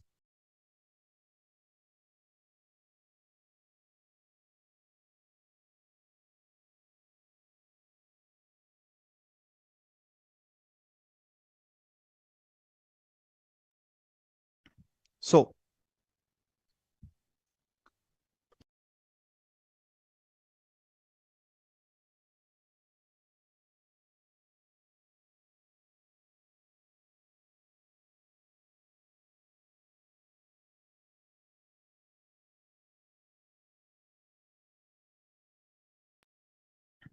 now, what is this bill of entry provision? What does section 46 says? It is a very important provision. It says the importer of any goods other than the goods which are intended to be sent further. So you don't want to clear the goods. These goods will be sent further to other ports, airports. That is transit and transshipment. We'll study this separately in another chapter. So except these goods, for all other goods, that is the goods which are meant for this port only. For these goods, the importer shall make entry thereof. Entry means an application for clearance. So here entry, we even saw the definition. Entry means making an application to clear the goods. Shall make entry thereof by presenting electronically on the customs automated system. So how you have the GST's automated system, the GST portal, you have the customs automated system, the customs portal, where you will make this application to the proper officer. And this application is a bill of entry. Now there are two bill of entries. One, you want to keep the goods in warehouse, so you file the bill of entry taking that option. That bill of entry is for warehousing. So you will not get the goods will be sent to the warehouse. Or you want the goods immediately, so you'll find the bill of entry taking the option that you want to clear it immediately. There is a third bill of entry, which is bill of entry for re-export.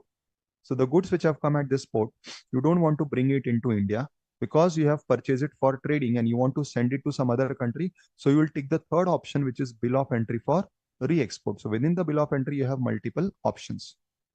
Now, it will be in such form and it will be done in the manner which is prescribed. So again, you have specific rule for filing bill of entry. Provided the principal commissioner, etc., as the case may be, where it is not feasible to make entry electronically, it will allow entry to be presented in any other manner. So those ports which are non-EDI ports, EDI means electronic data interchange. It means those ports where electronic facility is not there, and there are still some remote ports in India, especially the land custom stations, and even some seaports which are not connected through proper internet and electronic systems. So for such ports, this particular condition has been relaxed, and obviously who is the person who has the power? It is the principal commissioner, etc. Provided further that if the importer makes and subscribes to a declaration before the proper officer to the effect that he is unable for want of full information to furnish all particulars of goods required under this subsection, the proper officer may, pending the production of such information, permit him, previous to the entry thereof, to examine the goods or to deposit the goods in the warehouse, etc. So what is this particular point dealing with? So it deals with a scenario where you are not able to provide proper information to the custom officer. Now see, for all assessment purposes, the custom officer will ask you only to give necessary details about the goods, the value, the nature of the goods, some technical specifications of the goods, so that he can do the assessment of value, rate, exemption, everything. But you yourself are not having the sufficient information. Then you may make a request to the proper officer that before you provide him such an information, which you also do not know, you ask him a permission to allow you to, one, examine the goods, obviously in his presence, so that maybe after opening the parcel, you'll also get to know more details and you can give him the details, or allow you to deposit the goods in warehouse so that at least they are removed from the port. The 30 days problem is solved. And while they are kept in warehouse, you can collect this information and give it to the officer. So this is again a relaxation which the law provides, that with the permission of the appropriate officer, you can do this. Further, save as otherwise permitted by the proper officer. So again, where the proper officer allows, a bill of entry shall include all the goods mentioned in bill of lading or other receipt given by the carrier. Okay. The importer shall present bill of entry under subsection before the end of the day following the day on which the aircraft vessel carrying the goods arrive. So this is the latest time by which you should file the bill of entries. See, first, if you remember, we studied in the previous provision, it could be filed even before. So even before the ship has come, you can file. But the moment the ship comes, after that, you should file the bill of entry maximum within 1 day. Now connect this with another provision that we studied in section 15, that is about the date on which you will take the rate and tariff value. Which was the date? It was later of the two dates. What were the two dates? One, date of filing this bill of entry, and the date of entry inwards of your ship or aircraft, whichever is later. Why that point 15 is relevant, section 15? Because here the law itself makes you compulsory to file this bill of entry before these goods have come or before it has come. So in that particular case, you may file this particular bill of entry even, or rather you have to file it even before arrival. And that is why section 15 said the relevant date would be the date or later of the two. Obviously, you may have filed bill of entry 1 month before, but at least the goods should come. Let the goods come, then that date will be the relevant date. Or once the goods have come and you are taking this one extra day, which is allowed here, to file your bill of entry, then the bill of entry date is the relevant date. So this is what is important. Provided that the bill of entry may be presented at any time not exceeding 30 days prior to the arrival. So you are allowed to file prior, but not prior 30 days. So 30 days backward is the maximum time limit. Provided further that where the bill of entry is not presented within the time so specified, the proper officer is satisfied that there was no sufficient cause of delay, he may charge you charges for late presentation of bill of entry as may be prescribed. So these are all common points. If you are making delay beyond the time prescribed, you have to pay some charges. Importer, while presenting a bill of entry, shall make and subscribe a declaration as to the truth and correctness. So again, at the bottom, you'll give a declaration that all details are true and correct. Then, further, entry of goods on importation. We continue this section. The importer who presents bill of entry shall ensure the following, namely, accuracy and completeness, authenticity and validity, and compliance with the restriction or prohibition. So when you are filing the bill of entry, you have to ensure these things. One, the details given by you are complete and correct. Second, whatever document you are attaching, all documents are authentic, they are genuine. And third, if there is any prohibition restriction, you have done all compliance. So all these things you have to provide a proof along with your bill of entry. Finally, if the proper officer is satisfied that the interests of the revenue are not prejudicially affected, that there was no fraudulent intention, he may permit substitution of bill of entry, etc., etc.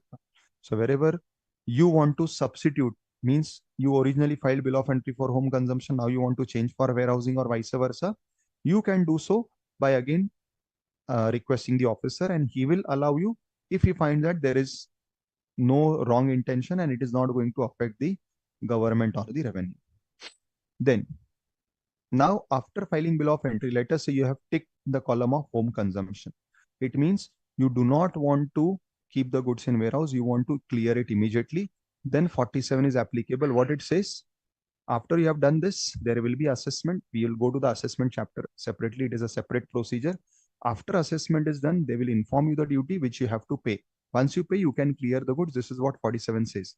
So 47 is where proper officer is satisfied the goods entered for home consumption are not prohibited and importer has paid the duty, if any, assessed thereon and charges applicable under this act, etc., etc.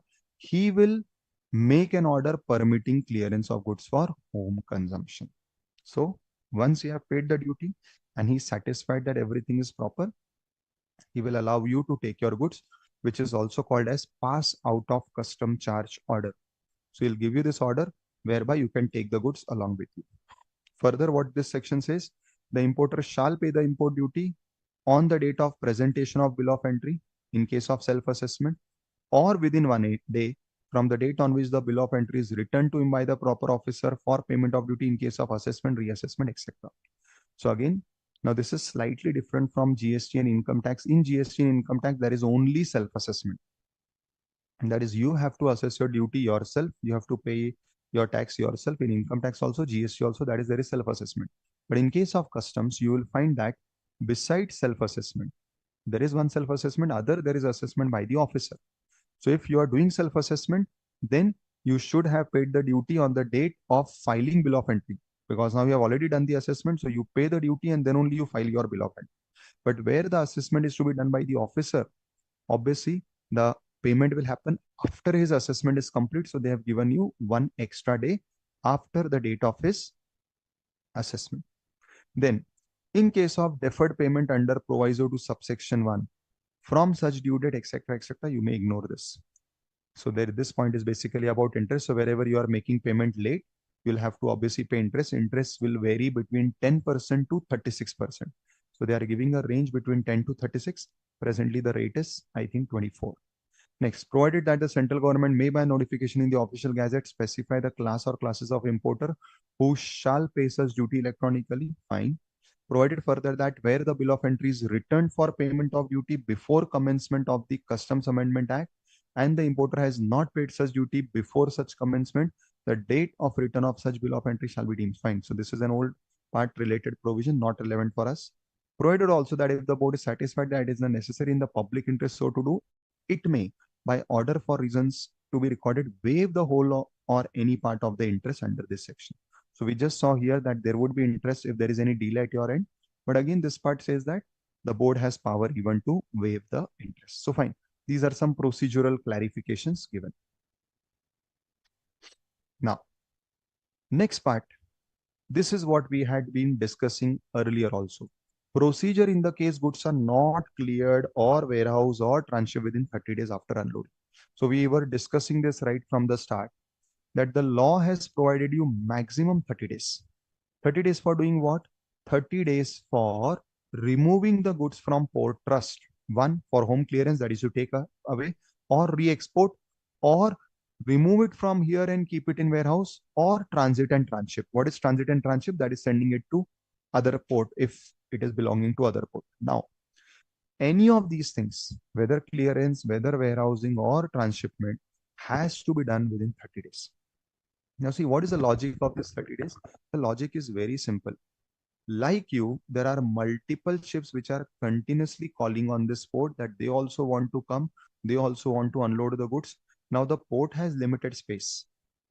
Already when a ship comes, it has huge number of containers which the ship carries, and the port has limited space to keep this container. So only when you will clear your goods at some regular interval, then only the port will have the opportunity to allow other ships to come and unload. So that is why the port or the law, I will say, has given this limit of 30 days. Obviously, this 30 days is not rigid. One, it can be extended with request if you can genuinely prove that there was some reason why you wanted to extend it, or other way around, it can be reduced where it is proved, like in case you will see here in the proviso, where the goods are like animals, perishable goods, hazardous goods, then even they can be done before 30 days. Now, what is this 30 days rule? You are allowed this 30 days either to remove the goods after unloading, or after unloading within 30 days, you have to re-export or send it to warehouse or transship it. If you do not do any of these things, then this section empowers the custodian, that is a port trust, to sell your goods. It can sell the goods and recover its duty. And many times it happens. that these goods are sold. How they are sold? Generally, they are sold by auction.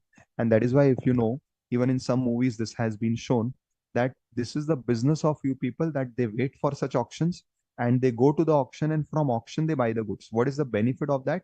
In the auction, these goods are sold only at the bare minimum price, which is only sufficient to recover the customs duty. Oh, see, the custom duty rate may be 20%, 30%, adding all surcharge and everything, it will come to 40% max. This is except where there is anti-dumping and all. Other than that, in normal case of goods, it will not exceed overall 40, even if you include everything. Now, a goods which is worth 100, on that 40 rupees, if somebody pays duty, the cost to the importer becomes 140.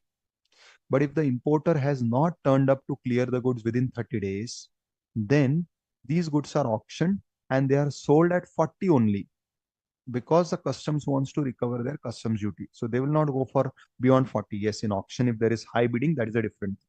Now, in such a case, you as a businessman are benefited, because had you imported these goods, 100 rupees is cost, 40 is custom duty, your cost would have been 140. If you are getting such goods in auction, because they were imported by somebody who could not come and clear, you are getting the goods at 40 only.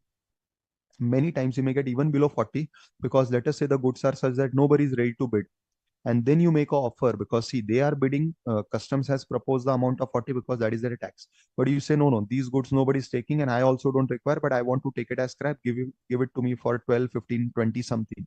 And let us say the customs agree, because they also feel that if I don't sell it, anyways it is going to lie waste.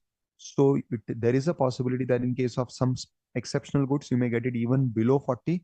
So in such a case, you are benefited, because what could have costed 140 in normal scenario by first ordering it and then paying the duty, you may get it at a very throwaway price.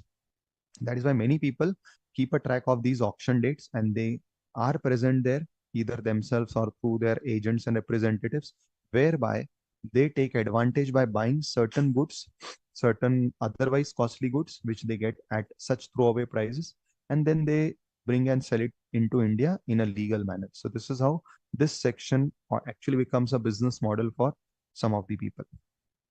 49. Storage of imported goods in warehouse pending clearance or removal. Now this is interesting. Now here the word warehouse is used. Now we already have been studying, like here also in the above provision, you have the word warehouse goods.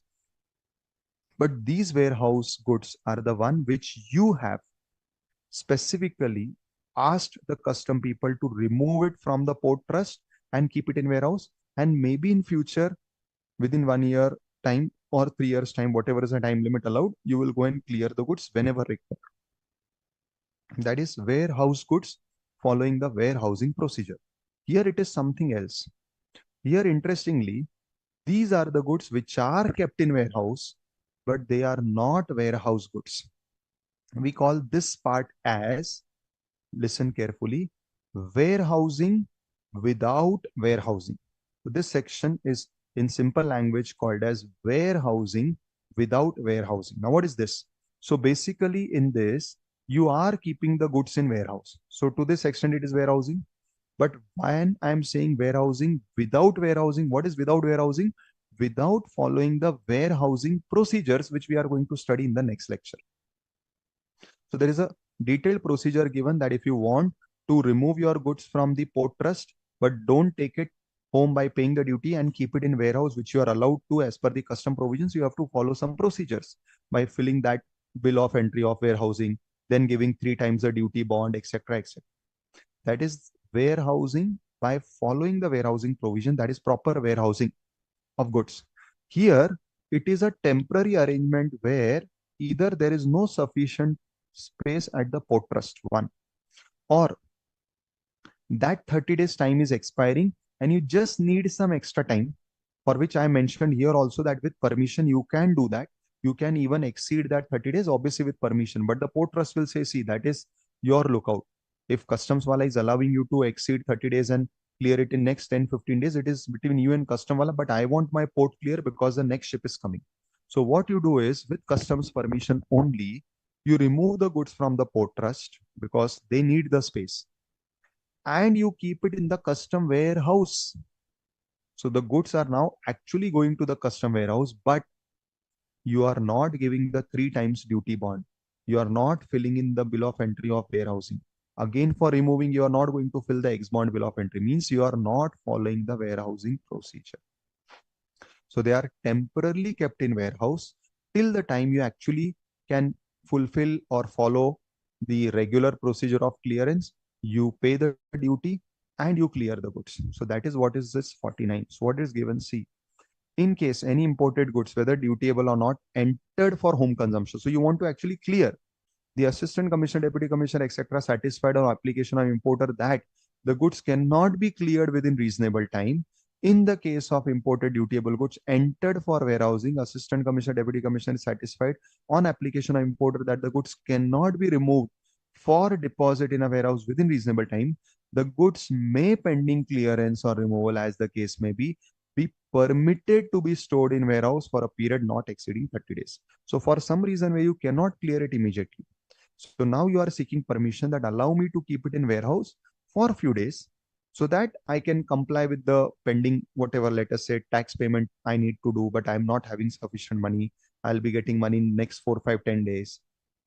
In such cases, you may ask, you may request, and the officer may allow you to remove the goods from the portress and keep it in the warehouse. So actually, physically, you are keeping the goods in warehouse, but without following the warehousing provisions.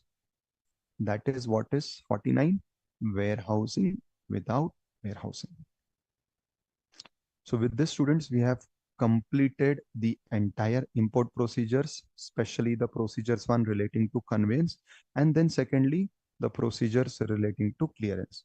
Now in the next lecture, we'll complete the remaining procedures, which will include the procedures relating to postal articles, baggage, warehousing, etc. No, beta. See, Ginny, people may not do this regularly because this is not always going to be allowed. You have to prove it why you want this special benefit of warehousing without warehousing. And only where the customs feel that, yes, you genuinely deserve that, they will allow you this special procedure. Obviously, this will also come at a cost. So it won't be free. You have to pay some charges for getting this done. So even though it appears to be beneficial, it will be coming with some riders and conditions. Fine, beta? Yes, Jenny. You have raised your hand. You have any doubts, you may ask. Sir, actually, Yes. this question was related to the pointer that auction you have told, no? So, beta, Uh, auction also, please understand, your goods have come. It means you have already paid 100 rupees to the customer, to the foreign supplier. And now yes, sir. you are going to get the goods. So you are not actually benefit. This, who is benefited? Let us say somebody else's goods came. That person did not clear the goods, or that person has left the goods at customs. And now you are going for option. That is where you are benefited. So it cannot be benefited for your own goods because what you had ordered, you have already paid 100 rupees to the foreign supplier. Na? Yes, sir. That's why I asked this. Fine, beta? Yes, sir. Thank you. Okay. So it was great time, students. So let us connect next lecture to complete the remaining procedures. Fine. Thank you very much. Take care. Let us connect. Till then, read this chapter from the module and come. Good night. Good Thank night. you, technical team. Good night.